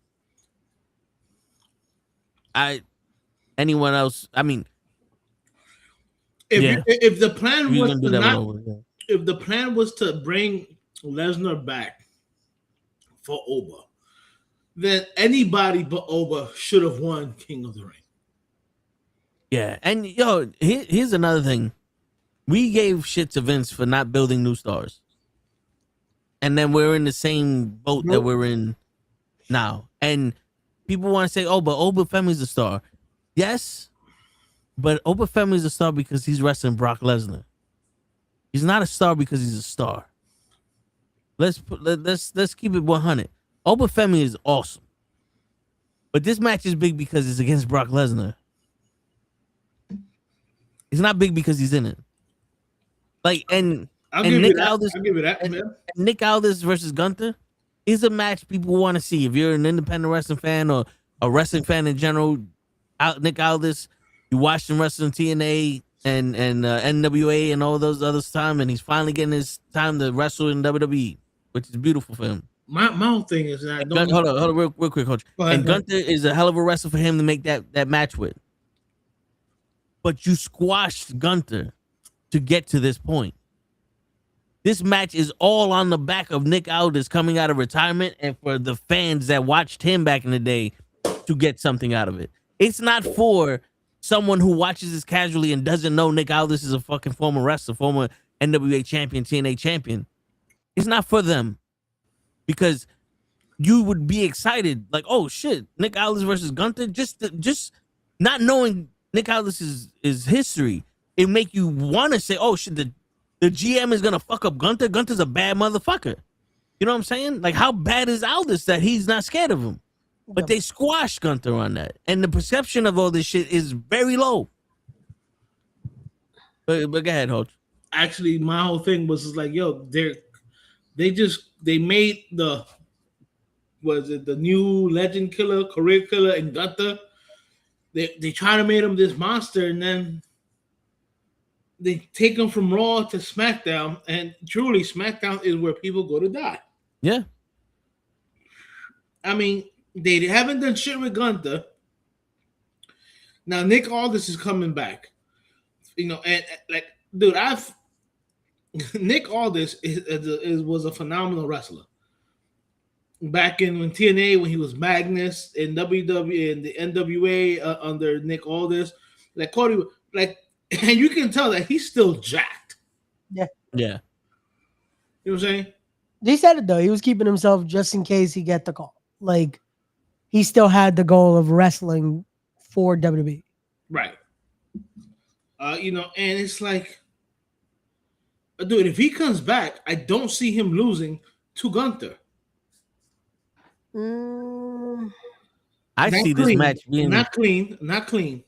I see this match being a fucking disqualification and then them trying to stretch this shit out to WrestleMania.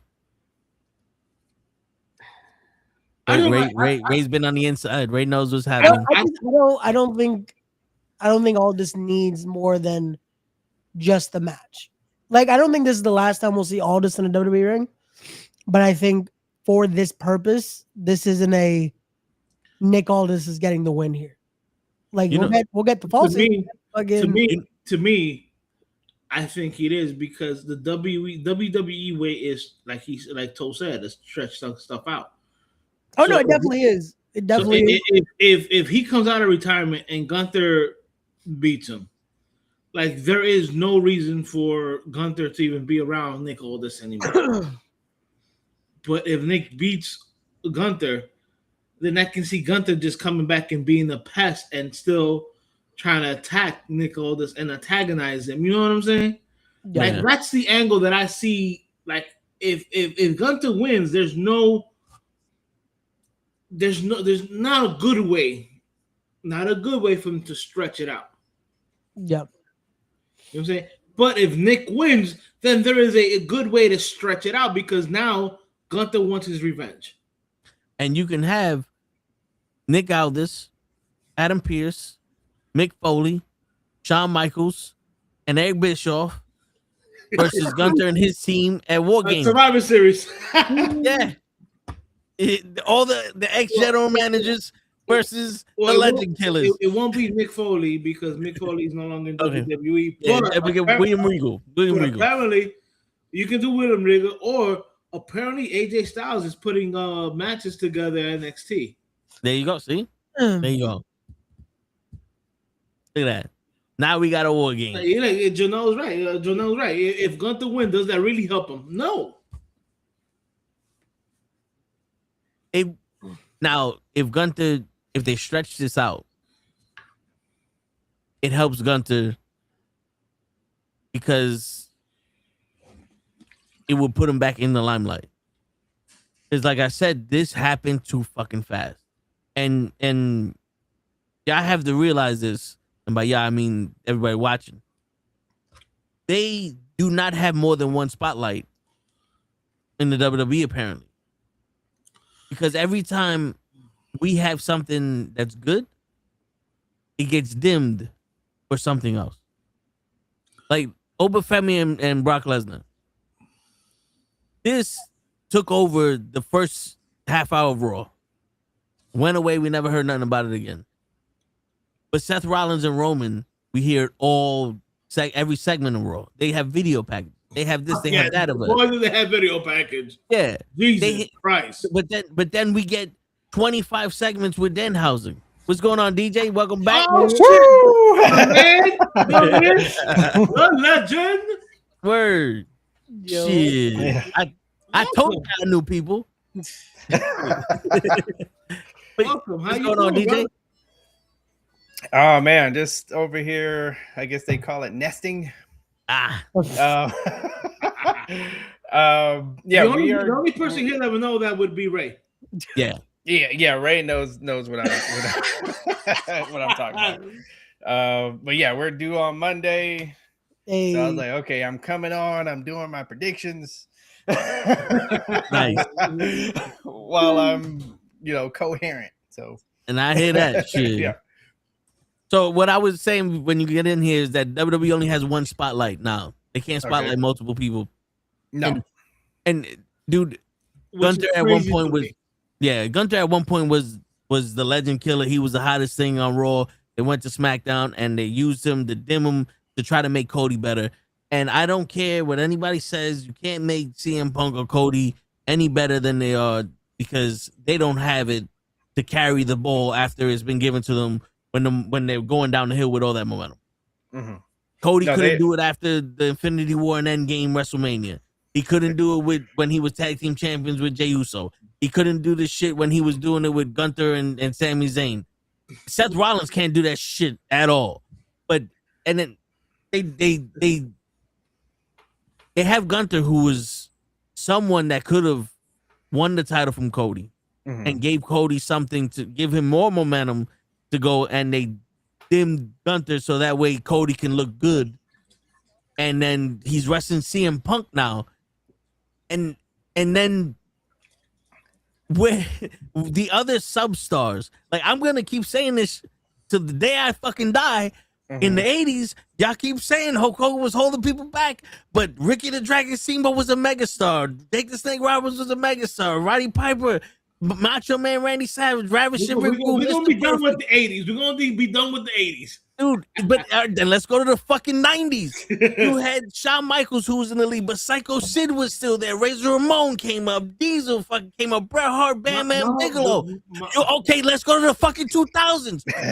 We got fucking Stone Cold, Steve Austin, The Rock, the Nation domination. In the Attitude Era, everybody ate.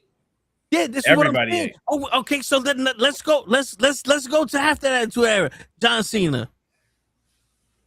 Uh-oh. No, actually, no. We'll go to the Ruthless Aggression era because John Cena's not the Ruthless Aggression era. Fuck you. You had Eddie Guerrero. You have Eddie Guerrero. You had Shelton Benjamin. You had Shawn Michaels back. Jericho. Ray Goldberg, Mysterio. Ray Mysterio. Yep. You had all these people.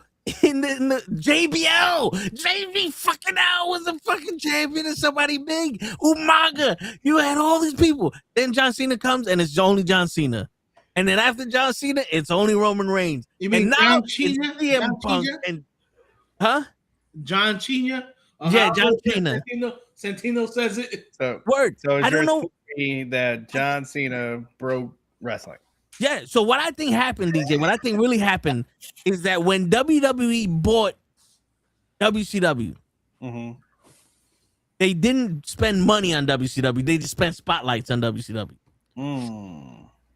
Because they only got John Cena in the spotlight after that. But like, honestly, every segment or every match had something that we looked forward to, and it had a meaning to it. And now it's almost like if you don't do it yourself, if you don't sell hope glasses, DJ, sell the hope glasses for these wrestling fans, because if you don't have them on, you can't make sense of this fucking card. Man, like, so the only, like, so, okay, so we got our Hell in the Cell. Like, I think that's automatically, people are gonna watch that. It doesn't matter. They're gonna watch it. They're gonna be interested. They're gonna put on a show. You know, I even expect somebody to get busted open in that one. It won't be, you know, I don't think that's gonna be a 5-minute match. Like, it's gonna be not, you know, old fashioned slobber knocker. All right, so let's put that one over there. Yes. Now I'm having trouble after that. I'm having trouble. Welcome. I'm having trouble getting another match. That's have really to get gonna pull people in. Because that's what, like, after that, like, that's not on night one, is it? Like, oh, Jesus. It is. Oh, that's on Saturday. Yeah, that's on night one. So yeah, I don't know what's gonna make you go, because even like so right before we came on. So me and my girl, we were at the eatery, and they have the TVs in there, and so they put the SummerSlam kickoff thing on there. Right. And Seth Rollins comes out. Ah, shit! Fucked it up for everybody. So, like, hey, wait, let me finish. And then so she goes, wait, what's Seth Rollins gonna? Who's he? You know, what's his match at the? I was like, he's going for the world title against Roman. She's like, why? And remember, she's very casual. She's a very casual fan. She's like, why? So there you go, right there. Like, there's my test subject right there. She's like, he's boring. Like, I don't understand why. Thank you. You tell your girl I said she's a genius. You got yourself a good one there, DJ. Congratulations. I didn't say nothing to her. That's what she genius. Wow. She's like, out of all the people on the rock, but that was it. I was just like, all I could do is keep eating. Like, that's what you hit with the Neil deGrasse. Yeah, exactly. Like, that's what they. What they said.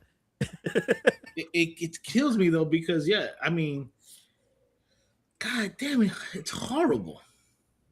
Like, even the bullshit, like, oh, you've never beat me, and then I'm watching Botchamania. And so they played that line when he said it on Raw, and then they show the 2-3 times that Roman beat him, like, cleanly. Like, it's like, oh god. Again, the lie right. Again, it's like I said, it's like, nah, you're not supposed to remember that ever. This did not happen. Like, you don't remember that. No. These are not the matches you were looking at. No. That right there is a perfect example. Why is Carmelo Hayes not a part? Man. Oh, I said this earlier. Mm-hmm. They already have one black man star on the show. They don't need multiple. They don't do that. I think he has to be involved in the match, though. There's no way he's not going to be at SummerSlam. Bro, I'm sorry. I know people were like, we don't want to see Trick Williams versus Carmelo Hayes on the main roster because they did it in NXT. But at this point, it worked. At this point, yeah, it worked. It was a good match. Any match, I don't care where it was before. If it works, you put it out there, especially on your PLE. I don't care where it came from. It's shit, man. Yo, sometimes it works to run a match back. Like, yo, Carmelo Hayes is a fucking phenomenal fucking wrestler. And in all honesty, he should be on Raw going up against Penta right now for the Intercontinental title. I'd go for that. Yep. But no. I'd go for that. But no, remember, Triple H don't see color. Well, see, that's why Penta is smart enough to not only put on a mask but paint his face. Yeah. unless Neon wants to try to fuck that up. Right. You heard about the streamer that did that shit at the Fanatics? Yes. Oh, that doofy motherfucker! Did he do something? Yes. So he was backstage and Penta was putting on his mask and he tweeted out a picture of Penta without the mask. Well, because he was live. My guy went to a restricted area, streaming it. Can somebody tell me what the? I mean, I know this is not the podcast for. We might have to do that on tomorrow's podcast. Yeah. But whatever. Like that dude, he's a skinny, doofy motherfucker. I don't even know why he's even relevant. Yo, that it counts for this podcast. Yo, bro, I saw him go to the fucking Diamond Gym, which I'm like, of course this motherfucker gets to go because he fucking has these millions of fucking followers. He couldn't pick up 20 pounds, bro. My guy was crying. Not for nothing. But you see the women that throw themselves at him. I'm gonna make more fuck LeBron James shorts. And it's only because he's a famous streamer. Yeah, right. Yeah. But I've literally seen him get punked on live on stream multiple times by other people. Yes. Bro, other streamers that's like, yo, none of y'all probably could fight, but between y'all is hilarious. Like, I remember that one time that he did something and some dude was like, yo, your security guy is not around here. I would kill you. But that's why he keeps that one. He thought he was tough or whatever, and then the dude switched it on me. You know, he had this fucking horrific look of fear, almost like death on his face, and I'm like, well, Ring King, I promise you, all four of us could pick up 20 pounds. How about that? Oh yeah, yo, man. Hold on. I promise you. 50 right here. Okay. 50 right here. 20 pounds ain't shit. Like, come on, bro. Yeah. I promise you. Yeah. I promise. Come on. I promise you. 20 pounds ain't shit, my guy. Like, come on with this. I promise. Left-handed. Like, come on. And everything that I've ever said on this show, I will say it to that person's face. Like, I'm not. Yeah. This is not that kind of podcast. Definitely. This is not that kind of podcast. Word. Shit, even the shit I said about LeBron, I'll say it to the niggas that comment on his face. Oh, dude. But yeah, man. I would be like Martin Lawrence and all his Bad Boys movies. Boy, I wouldn't. Yeah. Word. Yes. Word. Yeah. But yeah, we haven't heard from DJ in a minute. Is there anything that you want to say that's from the past couple weeks that you didn't get a chance to say that you say now? Oh man. No, I just I sent you guys that I don't know if folks listening to us and got my man on YouTube, Wrestling Bits. It's a brother that just tells the truth on his clips. Yeah. Is that the one that you showed me about the African American wrestlers? Yes. Okay, yeah. Yeah, and much more, and how AEW always has all of the they have one of the, their women's roster is also top notch, but yet they still get one match and it's never been the main event of anything. Yeah. And so his whole thing was, okay, let's just say Bailey's gone. Let's just say Bailey is about to go to AEW. He's like, why? He's like, you're gonna go there. Everybody's gonna be excited for a couple months. You're gonna have that match with Mercedes. Then what? It's gonna be the Ruby Soho effect. Exactly. Yeah. Exactly. So his point was why? Even though I can see both sides. There's nothing really left for Bailey to do. There's nothing really left. If she went on a world title run right now, we'd all be like, okay, so she won the world title. That's I mean, sadly, that's how they would make it. But DJ, as excited as we are, that's look at Raquel. My bad, Hoch. Mm-hmm. Look at Raquel. Raquel finally getting there. And we're like, yeah, Liv versus Kyrie's Io Sky next. Right. But my bad, Hoch. What was you saying? What I was gonna say is for Bailey. Mm-hmm. AEW, I think, is probably the only place she can go. No, because, that's it. Like, no, I get it. Like, there's no TNA and fucking WWE are still doing this cross promotion or whatever. Basically, they're in bed together. So it's like, why would you want to? She can go to Respect. Yes, she can. She could. I don't know if she wants to face Sammy Chaos, but I'm saying I know somebody, and we could probably make this happen. You know what I'm saying, Bailey? Just give me a call, and don't mind the extra language. Right. Now, or do you think she goes to Japan? That would be dope. We can have a Respect show in Japan. Hey. Yeah, that's right. That's right, Red. We're gonna take you worldwide. Yeah. Como arigato, Mr. Roboto. Mr. Worldwide. Yeah. We got Japan money. Huh? I said we got Japan money. Shit. Yeah, everything made in Japan. In the words of Jackie Chan, I've always wanted to go to Madison Square Garden. Word. Right. And then Ray's gonna fly us all out first class. Yep. Okay. Sure. Just sure. With the main event with Sting as the special guest referee. Yep. Yeah. I'm still waiting for this thing to show up. Okay, Bailey versus Bull Nakano. And no. with Ray running the show. Ain't that a damn word? Janelle goes, make sure you send my ticket first class too. Yeah. Ray got it. He got it. Yeah, he got the money. You know who's gonna be flying standby? Joe. No, Show he still hasn't got him. Show gonna be on a boat. Show gonna be on one of them craters. Yeah. You gonna have to tell him like if the flight is at 7, you better tell him 3. Show's reservation gonna be Mr. Cheeseburger. Hotch right there. No, I was gonna say Hotch can handle that one. The show went longer on Friday than it was supposed to. And I still see Show get there like I think 3/4 of the way of the show. I'm like, yeah, it was like 2 matches left. I was like, how does he keep doing this? Like, yo, we went overtime like a motherfucker. Like, I'm gonna tell you what, Ray. I'm gonna tell you something, Ray. It didn't feel like you guys went over. It didn't. Now, I noticed once I looked, I was like, okay, show's going smooth. It's already 9:30. I'm like, fuck.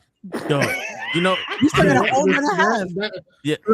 All 3 of your shows have been great, but the last one, yeah, it's crazy. DJ, I was like, I don't want to get home at 2:00 in the morning no more. After the show, we're gonna say what's up. We're gonna bounce. Right. I get home at 3:00 and I'm fucking.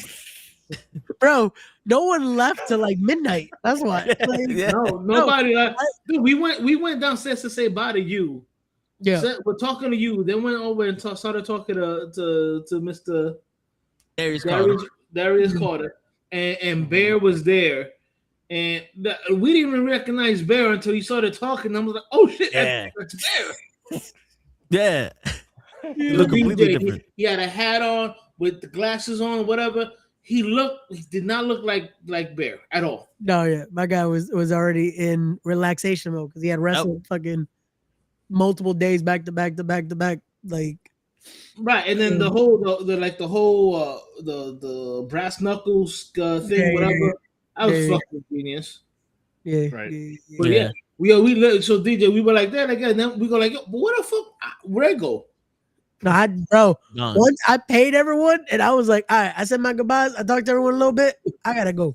I had to run. I didn't get home till like 2 a.m. because that ride from fucking the Mecca to the crib was still like an hour and some change. I had to run after this motherfucker to make sure I say goodbye to him, DJ. Yeah. But yo, dude, the show went smooth, bro. I did not feel like. Yeah. Like, I know I've been to shows where I'm like, when is this shit is over? When is this shit over? Yeah. Yo. First of all your shows have not been like that, but this last one, I was like, oh, what time is it? Oh shit. Right. No, and DJ, it's on YouTube. If you wanted to watch it, you wanted to catch it, it's on YouTube. Yeah. Yep. We got it all streamed up there, and then we're posting matches 2 a week with all the promos and all that fun shit. So But yeah, it was a great time by all. But so going back to the women, in all honesty, like let's be serious. Besides, Stephanie coming back, if any of them win the title, what's gonna happen?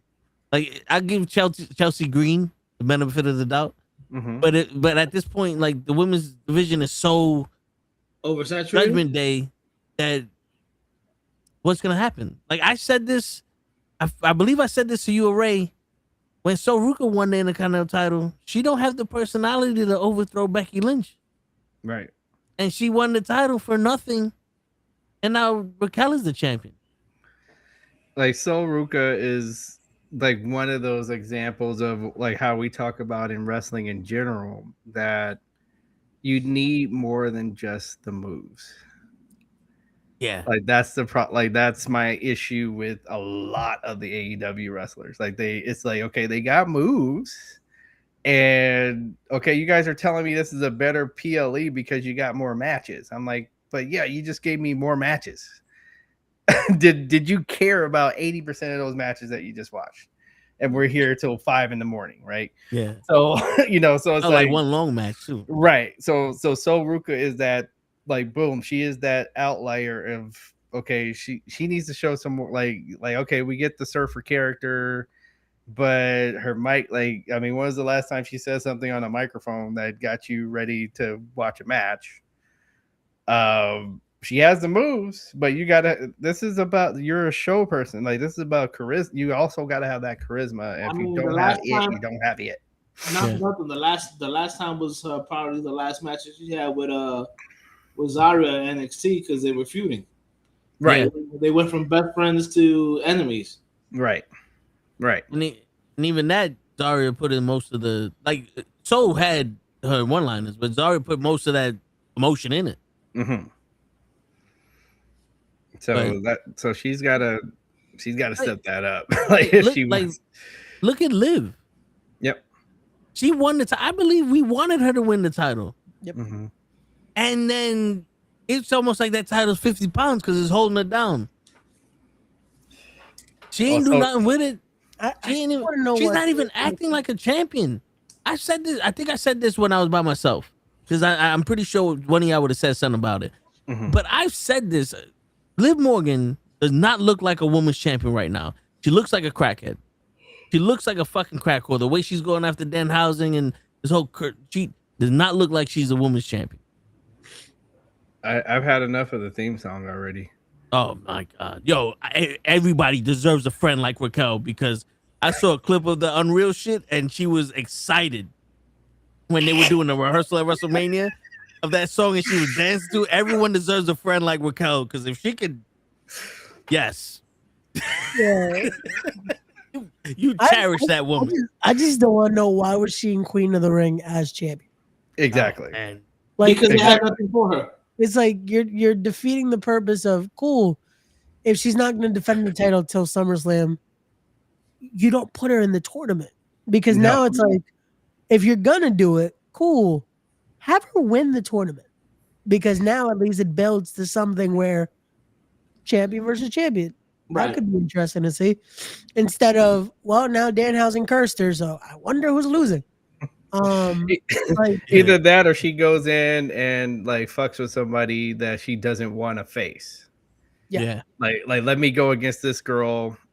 I'm not gonna like she's going into it like I'm not gonna even win. I'm about to like some chair shots to her knee or something. Like, you know, like I don't want to face this girl. So just to cost Ruka her own match or something. Something like that. And then boom, I got disqualified, but I don't care. At least I don't have to go against her. Like kind of thing. Like I would have gone for that. And that builds up a rivalry in the future.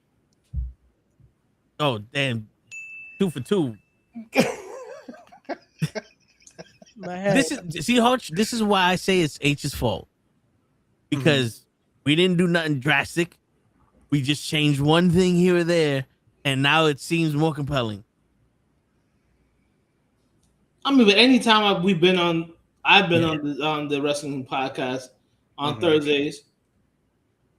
I mean, we've basically given WWE and all these other wrestling promotions like story ideas. Yeah, and it's not like we're banging our heads against the wall to think of it. No, it's a natural progression for us because we've watched wrestling as we were kids. Yeah. And we know what's gonna keep you coming back. We know, like, again, you don't like. I can't stand watching Vince Russo try to defend himself, like with the ridiculous stuff he started to come up with. It's like, no, you started going away from wrestling, and bro, you started David thinking, Arquette win you the fucking title. That's all. Right, and you gotta, people on a like everything on a pole match and all this stuff. Everything. Yeah. Okay, and it's just like, dude, cause I'm watching him on Dark Side of the Ring and stuff, and it's just like, man, like you're embarrassing yourself even more as you're trying to explain away. I don't know if you guys watched the 3-parter with TNA. No, not yet. Yeah. So he embarrasses himself more. Like, it's like, dude, you're embarrassing yourself. I don't even know why you took this interview. Okay, or why you took this to be on this documentary, because you are embarrassing yourself more. You're showing us why Jim Cornette wants to choke you. I was just about to mention Jim Cornette. Like, I would love to see like Jim Cornette put on the show because he talks a great game. Well, you know what it is, Hutch, and I'm gonna tell you right now. I think the reason why all these people sound like good options is because I've said this before, and I don't want them back. Mm-hmm. But I think Vince had the common sense to listen to someone's idea and go, but how do we make this work for a 6-month to a year storyline? Mm-hmm. Because a lot of the ideas we see is the right here and now. Right. And Vince, someone, and I'm going to say Vince because everybody else after Vince can't do it. So the process of elimination, Vince was the only one asking, how can we make this a 6-month to a year fucking storyline? Because how do we make this work? Yeah, because think about it. CM Punk coming back in Chicago, winning the title against Sami Zayn. Mm-hmm. That's a right now good idea moment. Right. But how do we benefit this for Sami Zayn and CM Punk to go a year? Right. And nope, it's for Cody. And it's like, well, for that, why wouldn't Cody just beat Gunther and Sami Zayn and that rivalry, and then have CM Punk come back? What makes it CM Punk needs to be champion for this match? You see what I'm saying? Yeah, that's a good point. That's where I'm getting so confused with the fact that Sami Zayn was even in the fucking match to begin with in the triple threat. And that's where I'm like, yo, is no one thinking? Because you see that same clip where Road Dogg is, I don't even want to fucking pitch an idea because I just steamrolled me. And he's like, well, is he it's Wednesday. He's supposed to be scared of our truth by Sunday? And I'm saying, like, he's supposed to be something. Like, something's supposed to happen.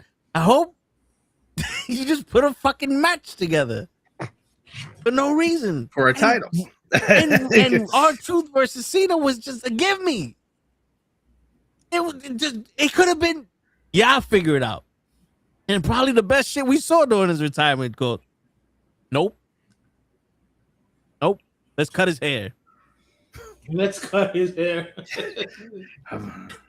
bet if we cut his hair, people would love it. That's what's best for business. When black man cuts his hair, it's business time.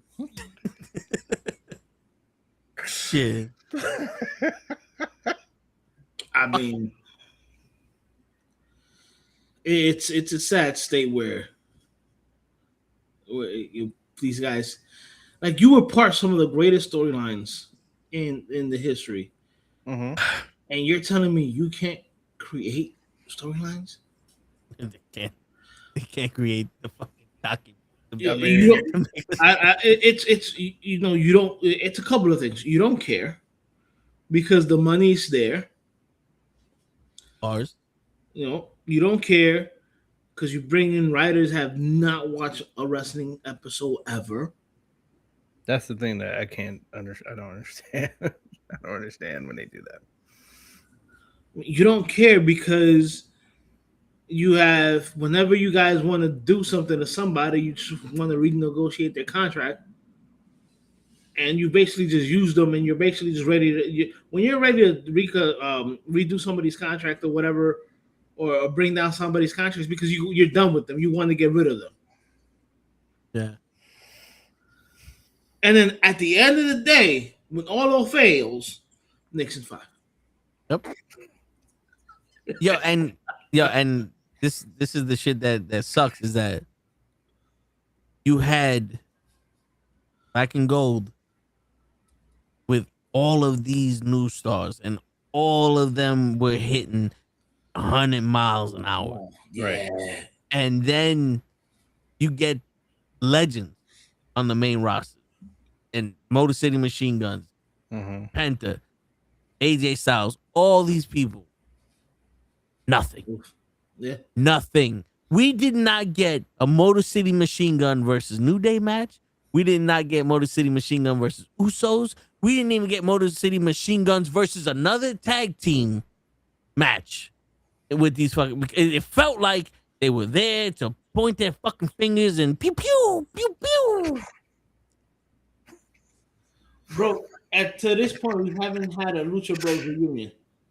Yeah, no, Lucha Bros is like you have one of the best tag teams ever on your roster. On the roster. You could for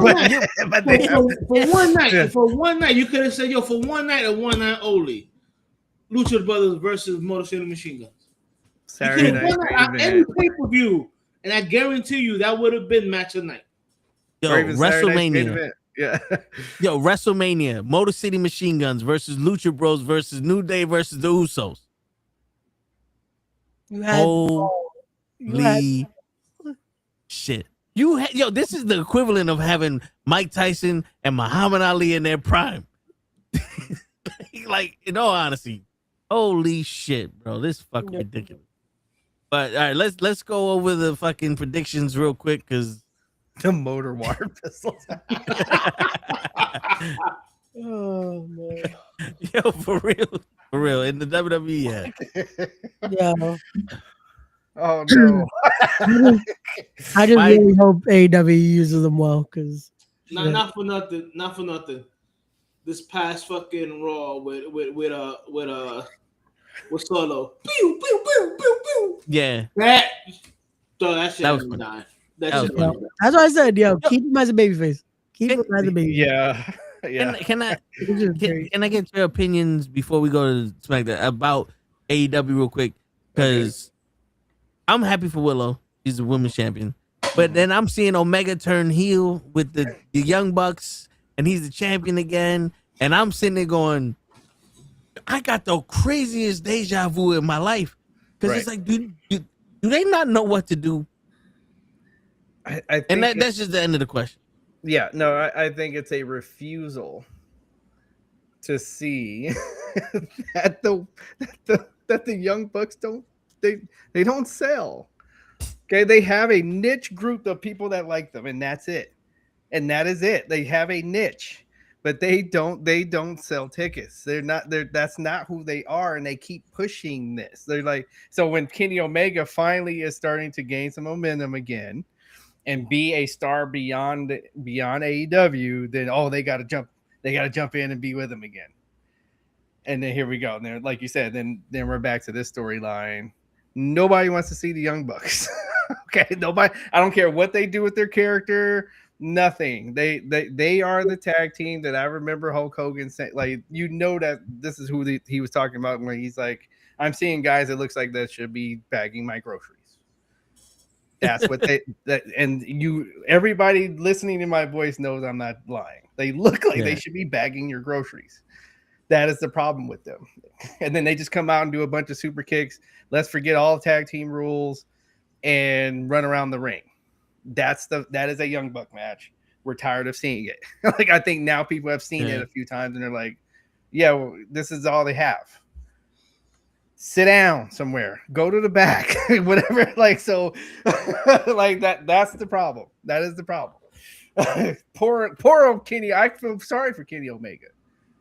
He just got he was just starting. Okay, I'm one more time. He's going up the hill and about to be a star. He's about to be beyond. Here's the crazy thing on Amazon, right?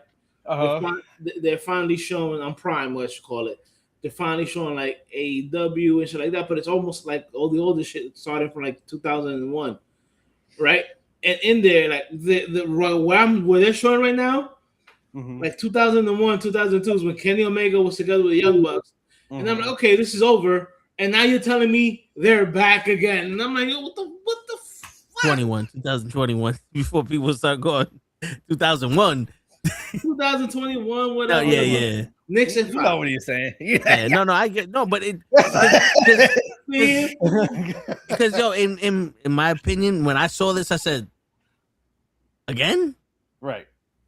Omega can't do this on his own, exactly. And then also the Young Bucks can't do this on their own. Like the Young Bucks is still around. Omega is the Don Callis back with Omega because that's another shit that dude. No, I have no idea. This is almost like when the Bloodline was hot and Omega had his faction, and it was like they were trying to do something to compete against the Bloodline with Omega, and it didn't work. Right. And it's like, well, Roman Reigns in this Bloodline in back. Let's get Omega in here. And I heard that people were mad that he was wrestling. Was it Wolf or Knight? Somebody Knight in the main event of one of the shows. Oh yeah, for Sunday because it was the pay-per-view they did in Canada. Yeah, and people, Kevin Knight. Yeah, people were mad that he was defending his title against Kevin Knight. But these are the same people that say that they don't make no stars in WWE. Right. You finally got a young guy wrestling Omega and you're pissed off about it? Of course. What? Wrestling fans don't know what they want. They're hypocrites. But the minute they're given something, it's like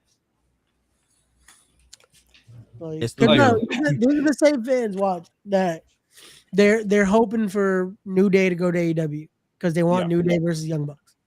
I give it 2 weeks. The minute they get New Day versus Young Bucks, they're going to complain about. That's what I'm saying. That's why I give it 2 weeks. They're going to be excited for 2 weeks, and then like wrestling fans, no matter what you do, there's going to be a reason to complain. There's going to be a reason for something. Like again, it's sometimes this is why you can't book at times for wrestling fans. You have to book what's going to then be like, hey, we're going to take you in this direction. You'll understand when we get there. Go ask Christopher Nolan. So everybody bitched about the Odyssey. Yep. Like the little people that don't get touched by women was complaining about the Odyssey. Right. And that movie was fantastic. Okay, and thank you. So then people that actually see the movie, oh wait, this is an Oscar nomination here. Yeah. And then the movie, of course, money wise, is off the charts as well. Of course, as you guys go somewhere, go get your crusty sock and sit down somewhere. Yeah. Okay, you guys even got your characters wrong. Like the one of the characters they were mad about, like, oh, so this is they made this person Achilles. That person didn't play Achilles. Did you not even read this story? Like I had to read this in high school. Right? I'm like, Achilles is not in the Odyssey. So that's not Achilles. So okay. And then we're mad at Helen of Troy.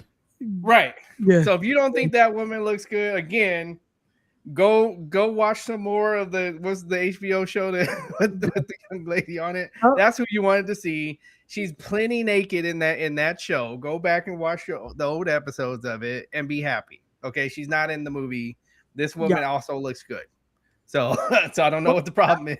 I was dying because of one of the complaints was, oh, how this is portrayed in this. I'm like, are we forgetting this is Greek mythology? Right. Somebody said this is they're messing up Greek history. I'm like, what history? You tell me. A poem. When did sirens? So when is the last time you saw a siren? Yeah. What have you seen in Minotaur? From what I understand, in the poem that this was about, the only difference between this movie and the poem is the order of which the Avengers happened. Yeah, that's exactly right. But even that, this is an interpretation of the story, and it lend well to the story. Like they didn't change the story that much; they made it fit the movie. It's kind of like like Civil War. Yeah. It fit the whole 20-year dynamic of the Marvel MCU. And it's completely different from the comic book shit, but it fit the MCU. This fit the movie, and it doesn't make the movie drag. It actually makes the movie feel shorter. It's a 3-hour movie and it feels shorter. I was about to say, I was like, wait, that was 3 hours? Yeah. That's the funniest thing, that it would have been like someone saying, yo, man, but they ruined like Cap don't look like that. I was like, bro, there's no real Captain America. What are you talking about? Like, I'm just like, okay, so what does a woman that was born from an egg, what color is she? You tell me. Okay, Helena Troy was born from an egg. Tell me what race that's supposed to be. You know what the thing is, though? You know how they say the face that launched 1,000 ships? Mm-hmm. And the thing is, they take that because they think that she's beautiful. No, it's because that was the catalyst for my man's here to start the fucking war. That's right. That's exactly right. 9/11 was the catalyst for us to go to the Middle East and take that fucking oil. Right. That was Helen of Troy. Right. She fucked with the wrong dude, and this guy said, "Oh, you gave me an opening, baby. We're going to kill fucking Troy." That's right. It had nothing to do with her beauty. No. It had everything to do with, I could take advantage of this. Right. Let me show America how to do it. America. Yeah, but let's get to these picks real quick. Before we get plucked off the air. Yeah, so all right, we're gonna start with Saturday. We're gonna do rapid fire. Okay. All right. Fatal Influence versus Nikki Bella versus Brie versus Paige. Fatal Influence, please. Yeah, I'm with that too. I'm cool with Fatal Influence. Tell me you got. You can't go against Nikki and Brie and Paige. Like Nikki's tits are back.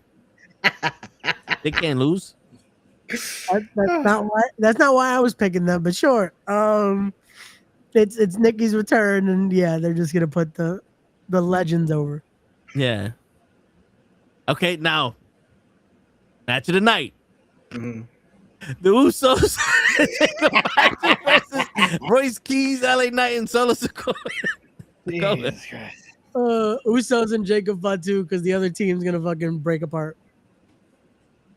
Yeah, I agree. And why does this feel like a 2K? Like I'm playing 2K. What did I say? They're playing universe mode and they're pressing square and just saying randomize the fucking button. Nope. Simulate. Truthfully, I'm gonna go against the grain with you guys. I'm gonna go with fucking Knight, Solo, and fucking and Royce. All right. Nah. I wouldn't be mad at that either, though. I'm just saying. That's who I would like to win, because it would be nice for Royce to get something, for LA Knight to get something. Yeah.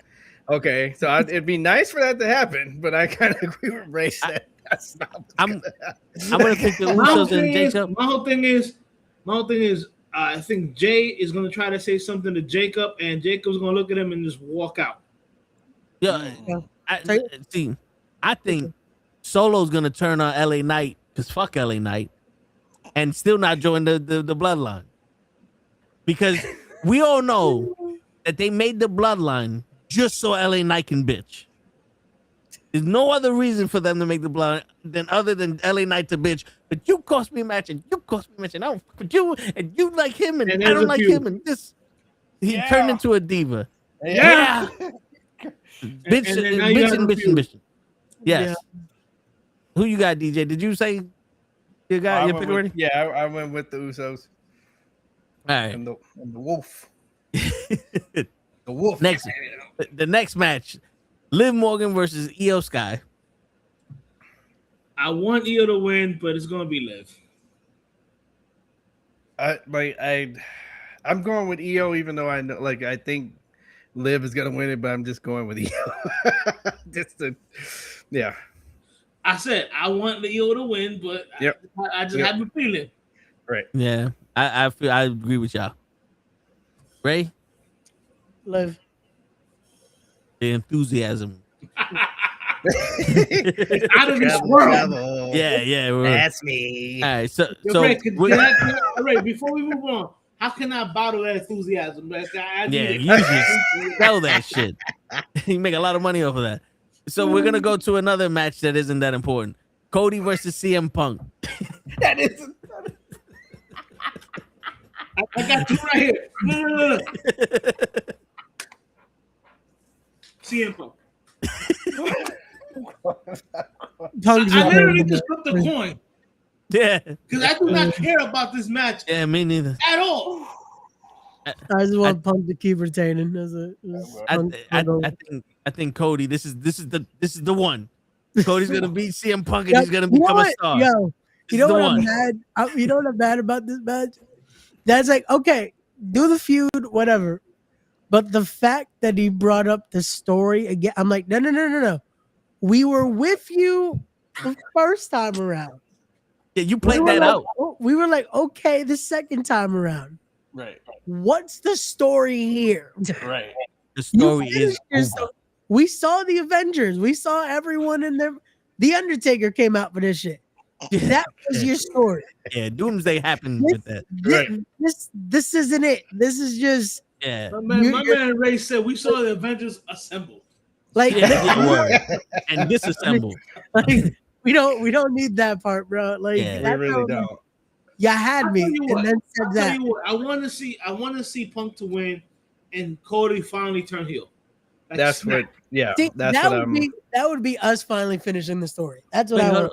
Hold on.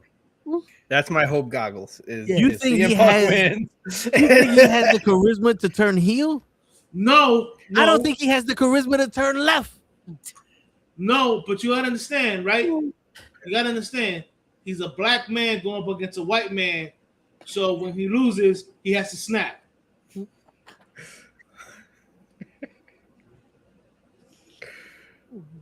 The only thing that's gonna snap is that list. The Slim Jim. Man, snap it to a Slim Jim.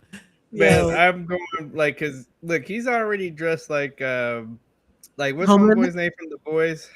Homelander. Yeah. So it would be a heel that doesn't know he's a heel, like kind of like Homelander. Yes. Yeah. And that way he doesn't really have to change a whole lot of what he's doing, but just his actions will say heel. Oh no, he's gonna dye his hair, man. He's gonna do like AEW. He's gonna go right. So that way, he's gonna hit you with that way, so he doesn't have to. It's not gonna. It's not, if he can do that part. That's in his wheelhouse.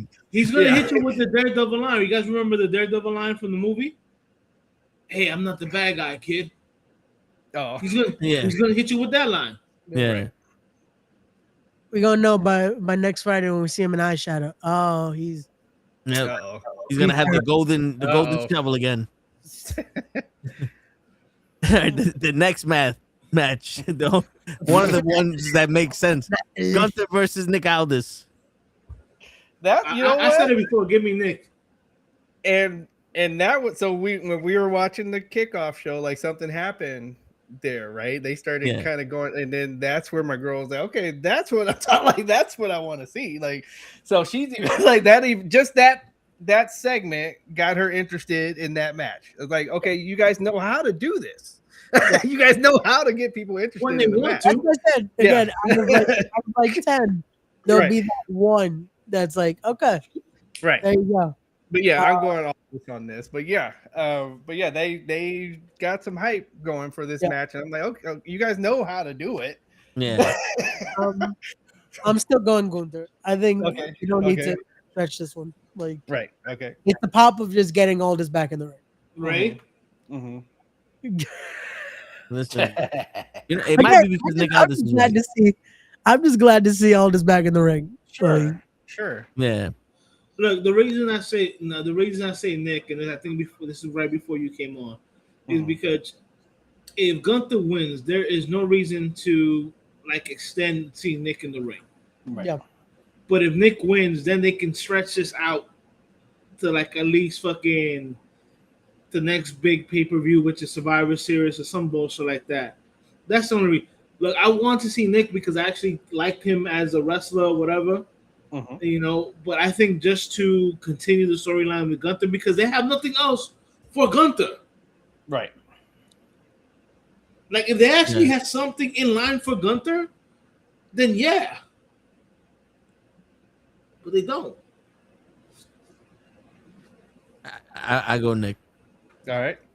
Because I think this is either you draw this out and you have another match later on down the road, or this is a good opportunity for Gunther to disappear for a while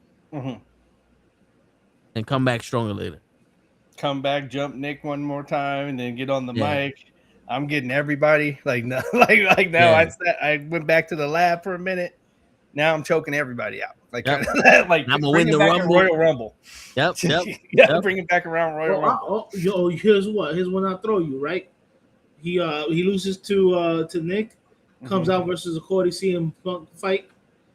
Everybody thinks he's gonna go after Cody. He fucking knocks out CM Punk, and Cody doesn't go. Cody, instead of Cody going, "What you doing?" Whatever, Cody goes, "I'm with it." Yep. Oh wait. Oh. The heel turn that should have happened with Cena. Where's Travis Scott? He can smack CM Punk too. Where's Travis Scott? No, a proper heel turn. We need Travis Scott. Now again, this is something I just thought of now. Yeah. So WWE, bro, you guys really need to take your head out your asses. Yeah, man. But the next match, I like that idea, and it could start a thing. You get Ricky Saints in there, but man, we're being hopeful. Well, it can lead up to an actual Survivor Series match at Survivor Series. Yeah, but Survivor Series is too far away to think about. They got Money in the Bank next week. Next week. They got to start the Money in the Bank. They got Money in the Bank, man. Yeah. We got a lot of stuff happening this month and next month, and then on Raw. Yeah, let's go with the next match. Oba Femi versus Brock Lesnar. All these matches are night one. Damn. Yeah. It has to be Oba. Has to be Oba. I'm going Oba. Yeah. Oba. I want to say Brock Lesnar, but in my head, it's like, for what? Right. Nah, this is it, bro. Yeah, he can't get no more women to piss on himself. So it's Oba. Oba. Night two. No, yo, fuck that, man. You we don't forget here. If you go give me shit for other people, we go give shit for everybody. I just like the fact how you threw that right. Yeah. I just like how you threw that shit like right there. You're like right down the middle. There's no challenge. There's no challenge here. Right down the middle. Just like, I mean, Monday Night Raw, they for the first time ever they introduced the KKK. Maybe Moxie is coming back. You know, he's a skinhead now. It could work. But night two of SummerSlam. I'm not gonna make it. We got 4 titles matches on night 2 of SummerSlam, and not one of them do I give a shit about. Oh no! But let's go through it anyway. The first one is Trick Williams versus Baron Corbin. Corbin, yeah, Trick. Yeah, we're still gonna whoop. But welcome back, Baron Corbin. I'm glad he got to go out there and sharpen up his character and all that. He looks good, but he ain't winning this match. Yeah, I say Trick also. Then we got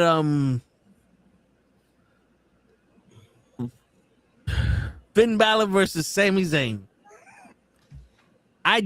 Wait, Finn Balor's alive? Yeah, and he's wrestling Sami Zayn. Remember, he was, and he's on SmackDown. Yeah, remember, he joined the fitness club, and it's right next to a bullet store. Yeah. But he didn't go into the bullet store. He just joined the fitness club. Oh yeah, I forgot that we saw the graphic on Monday, and his neck is like, you could tell they AI'd that graphic because why the fuck is it this long? Hey, give me Vin. Yeah, just give us Finn Balor. Yeah. Yeah, I'm gonna say I don't even know why this. I don't either. I'm just like, Sammy needs to be taken out to pasture. I'm sorry. He needs to mind his fucking business. He needs to mind his fucking business. I'm tired of every fucking month he's up against someone new for no reason. It's fucking. All right, the next match is the second title match of the night: Penta versus Chad Gable. Chad Gable is one of the title. Yeah, I'm going Chad. I mean, listen, they found out Penta's Spanish because of Neon, so of course they got to give it up to Chad because it's illegal. It's illegal. I just want the Lucha Bros to finally reunite. So unfortunately, Penta got dropped. I'm gonna go with Chad. And he's had this title for we got to give it up to Penta here. He had like a whole 3 defenses. Right. Yeah, he had like a whole 3 defenses. Well, one of those being, like what, 8 people in that match. Yeah. He did his thing. I guess. The next match is Human Money's on a pole match, which they just made on Monday. That stipulation, because they don't even have it on this fucking picture of the matches.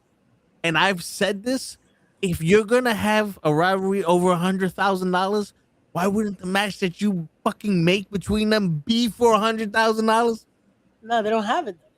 They don't have it. They just put on a poll. Yeah, they don't. They're losing money, and that's why they got 5 people. TKO said it, but yeah. So Danhausen versus this fuck Dominic Mysterio in a Money's on a Pole match. I love how that's what he's doing here. Meanwhile, in AAA, having a great fucking feud with a right, and he's a babyface. Now he's a heel. Now he's a heel. Now he just turned heel. Okay.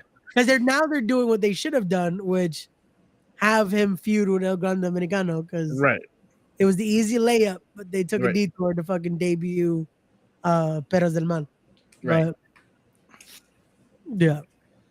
I it's guess, funny how like there's a complete 180 of characters when they go to AAA. AAA, it's fucking amazing. Like and they're partying. You see them partying in the stands at during the AAA. Even Damien, like bro, they're about to make Damien the fucking champion over there again, because his gimmick is better in Mexico. But fuck it, like. Hey. It's like it is what it is. The Undertaker's doing a better job than fucking Triple H.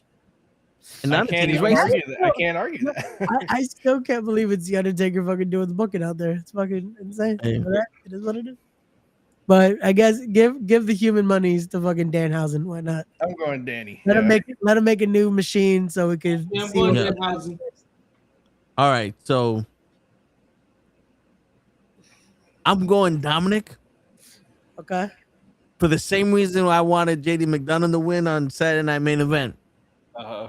Get Danhausen the fuck out of here. Get him the fuck out of here. Well, at least for 6-7 years. Let him come back in Royal Rumble or some shit. You know what I'm saying? Like, get him the fuck out of here, bro. I don't need 3 segments with this fucking guy. I don't find him funny.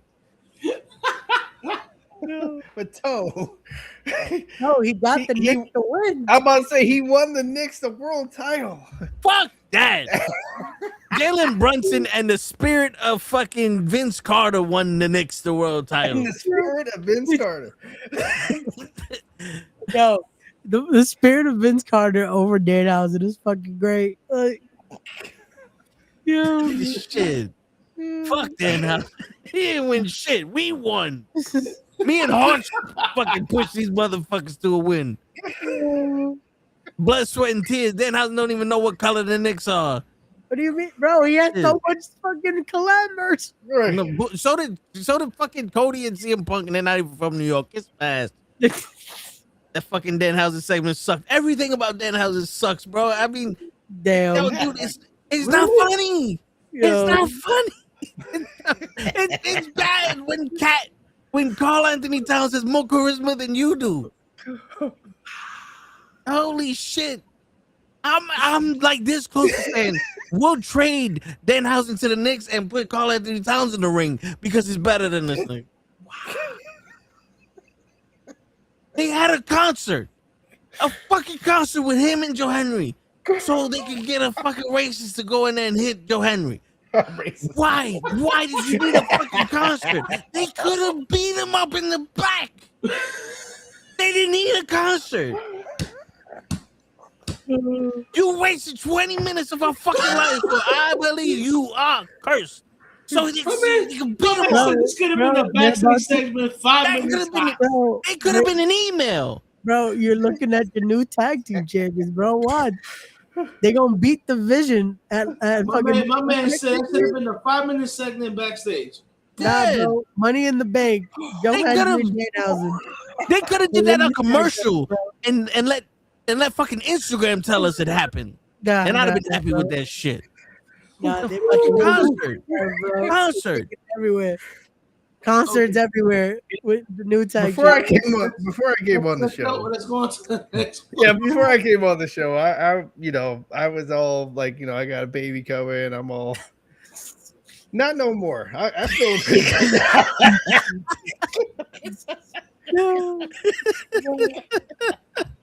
I needed this. I needed to come on.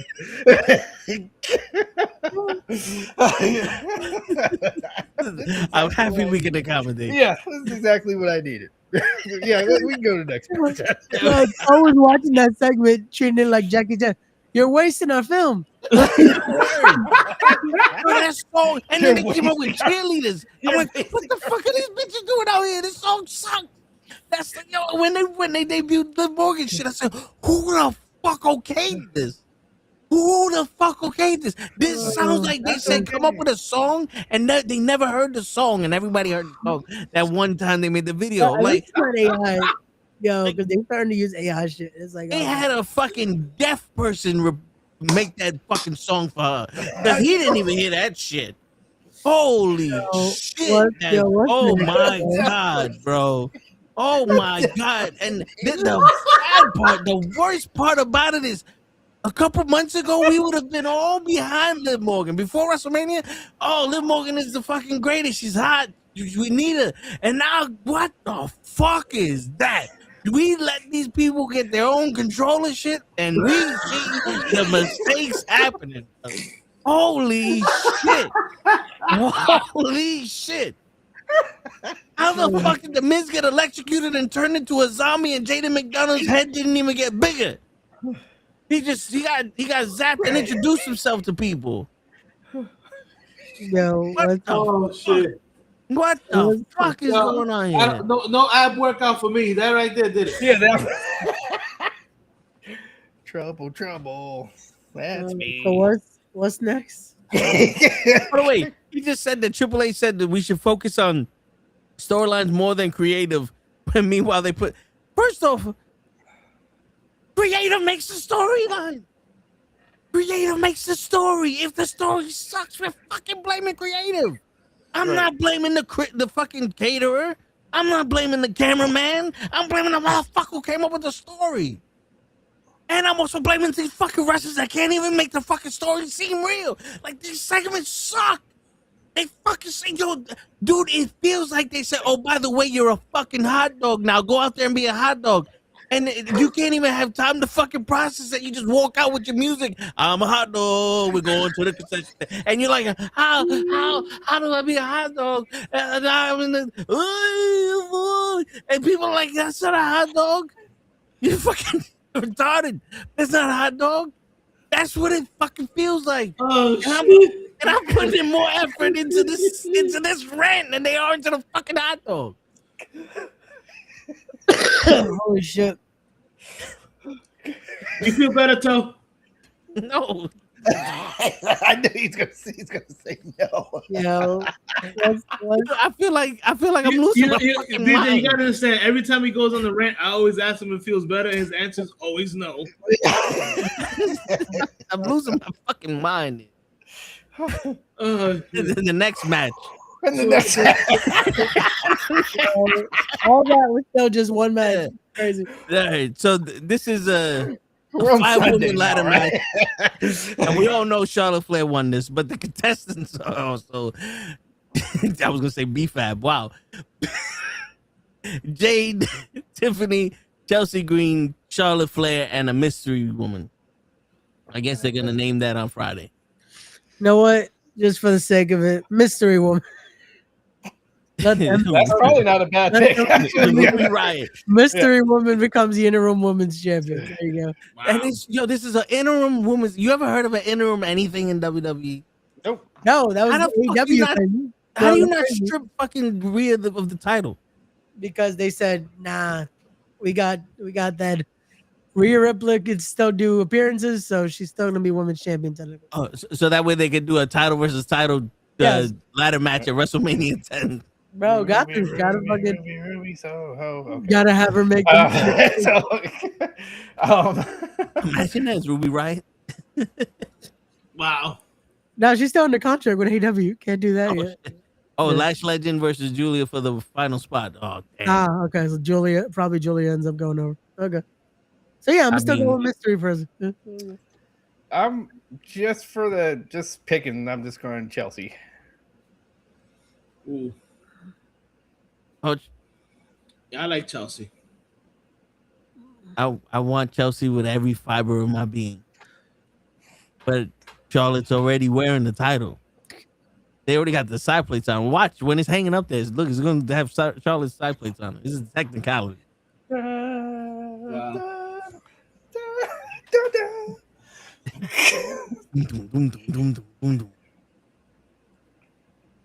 She's gonna get another nose job. That's right. It gotta be pointier. Hodge is talking about the noses, so she gotta fix the shit. Yo, he don't like Fatal Influence because of her schnoz. So you really didn't like Ruby Soho then, did you? Shit. Yeah. Ever since my friend told me she looked like Sam the Eagle, that was it for me. I can't even unsee it anymore. But the last match of the night, the match that has raised blood, fucking boy, look at the enthusiasm in his face. Mm-hmm. His hero, Seth Rollins. His hero. That's fucked up. Versus the man who's been one of the two men that have been ducking me for years, Roman Reigns. Because, yo, I called him a bitch years ago, and he never defended that Universal title against me. And we all know how that works. Seth Rollins just did it for this match. Oh, I think you fucked up. You had to be nice about it. Just ask for a title. That's what it is. You can't call him a bitch. You can't. Yeah, that's what Seth did. Seth just asked for a title. That's all. That's what happened. Well, technically, Roman never beat me either.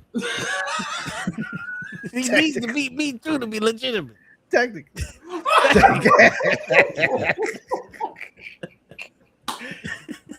In fact, we can spin it. In fact, you have a better winning percentage than Seth Rollins. That's right. That's right. You in fact lost. Yeah. Oh wow. At least I don't have a losing record, LeBron James, against champion. That's right. I love how Let me tell you about the parade that we've been having over here since he left, and still looking to trade the kid that averages 2 points a game.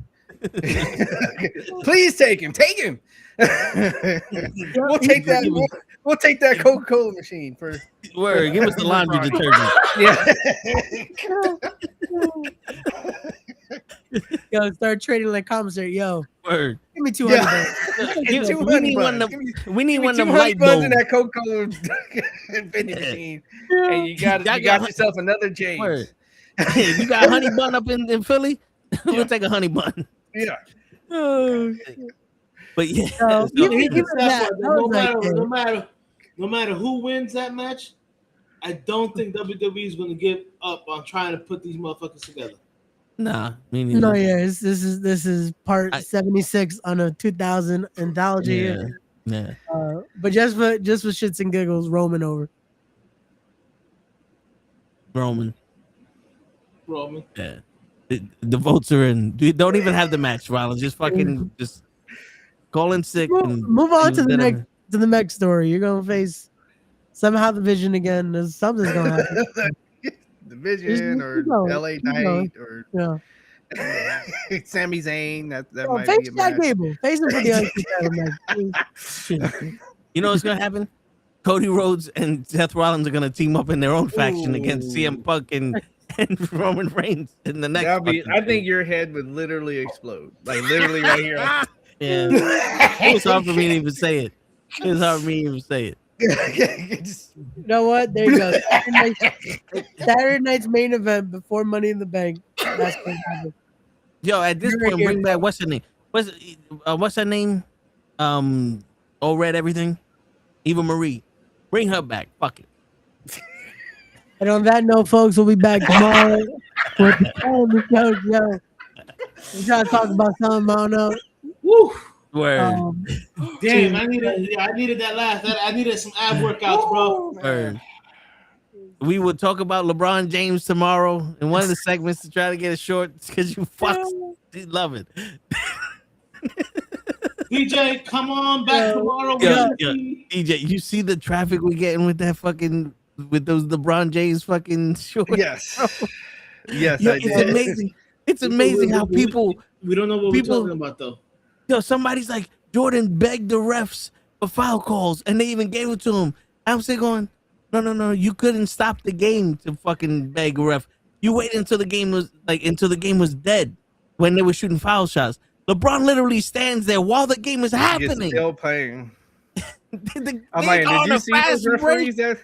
I'm like, you didn't see the referees we grew up with. They actually cuss back. Like, yeah. Okay. Go watch those old championship documentaries. Steve, turn like Steve Kerr was going to go complain. Steve, turn around and go back to your huddle.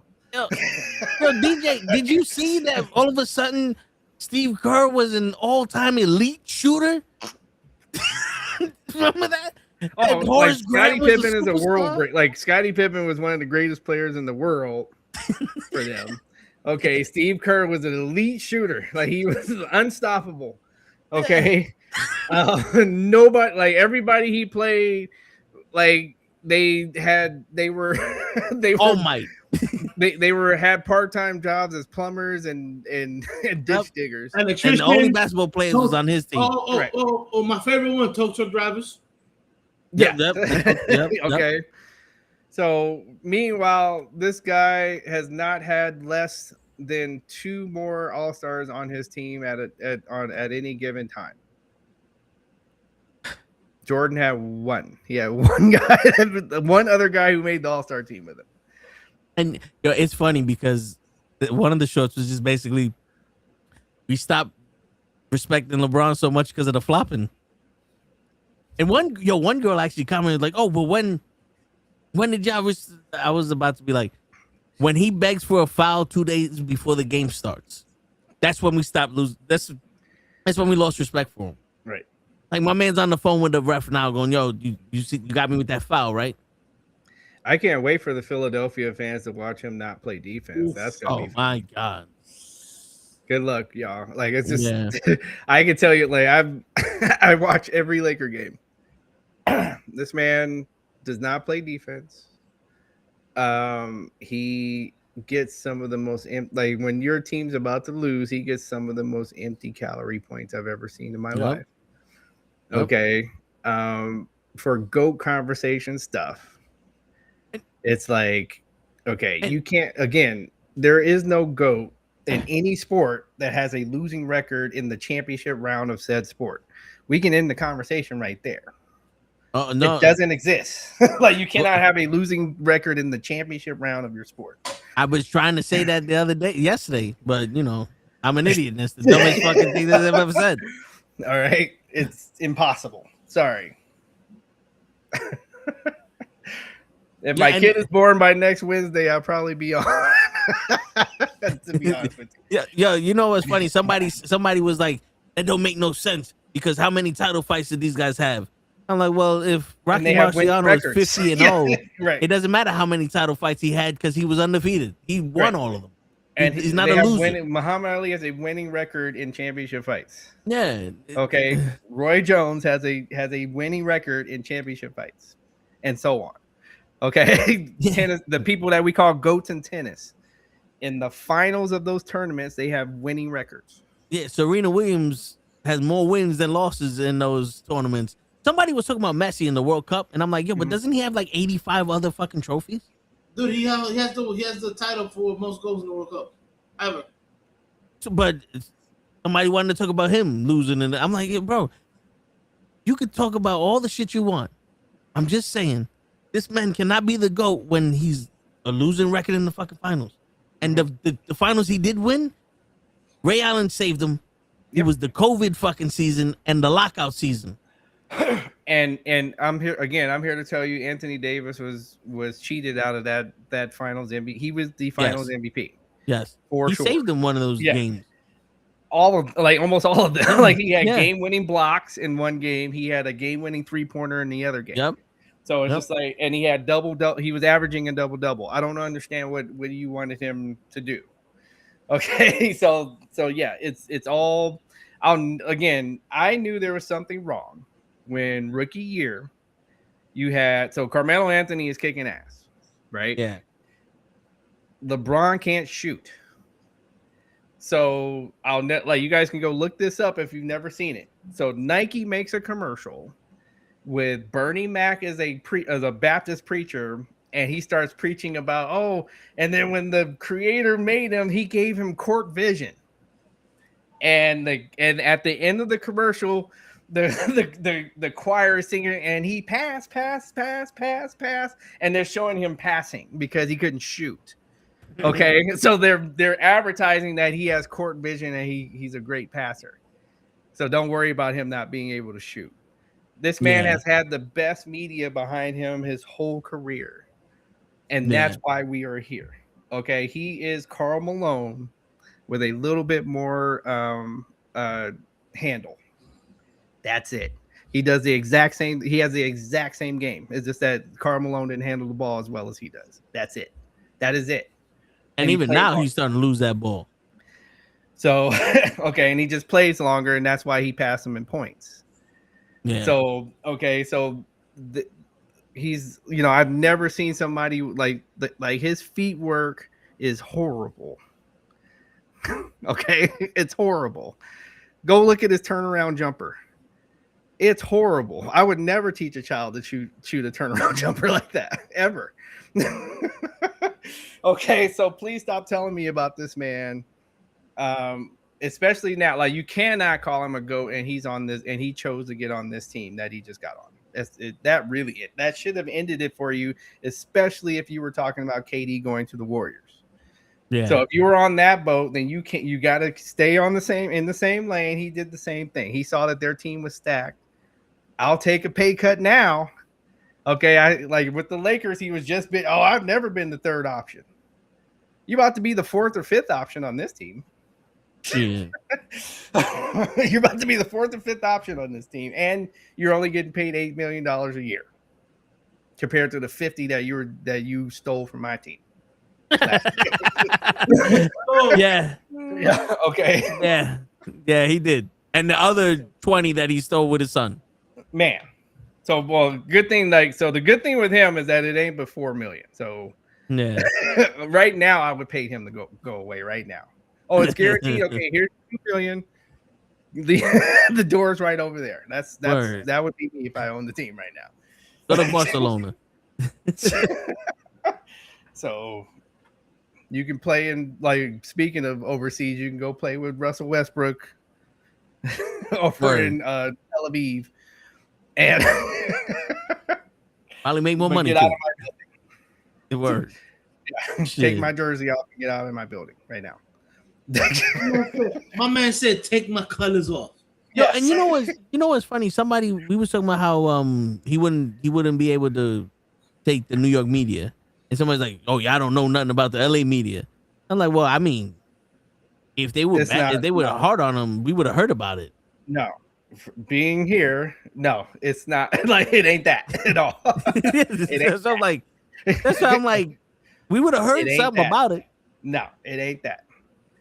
You can definitely win over this media, and then they'll be with you forever. Like, so all you gotta do is win them over, and then it doesn't matter what you do from here on, and they will defend you left and right.